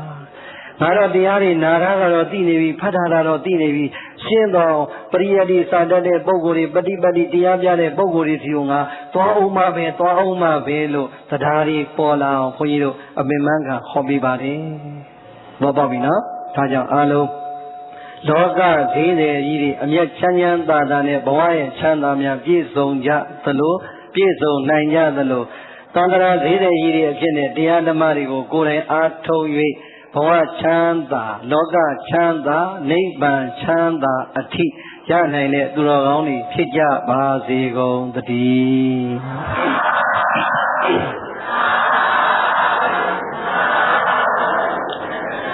ဒေသေတံသုဒ္ဓ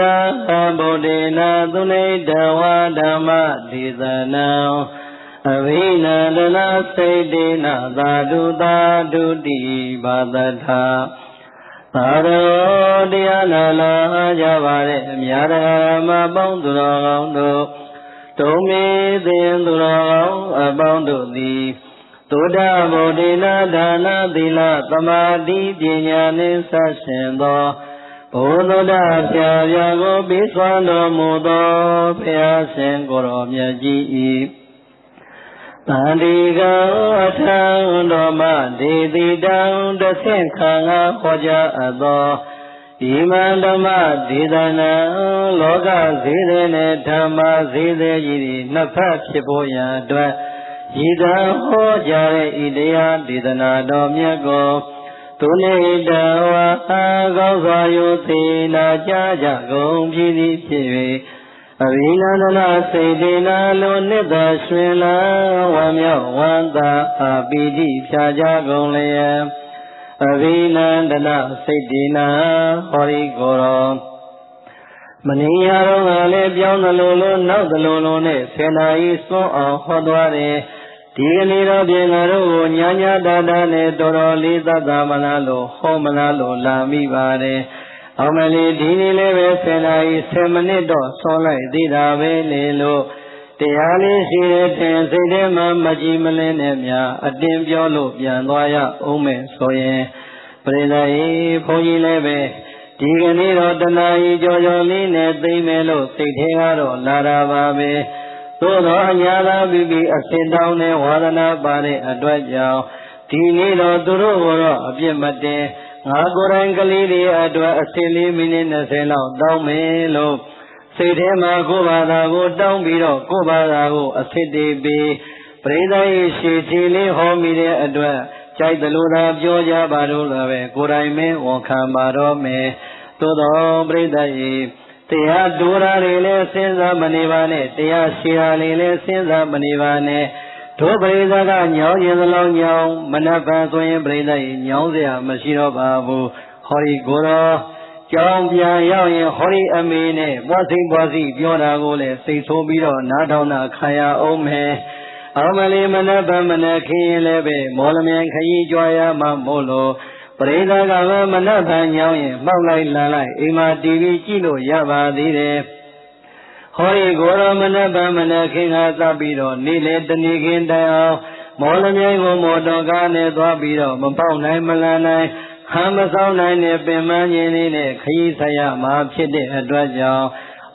သူလည်းပဲညောင်းတာပါပဲငါတို့လည်းပဲညောင်းတာပါပဲ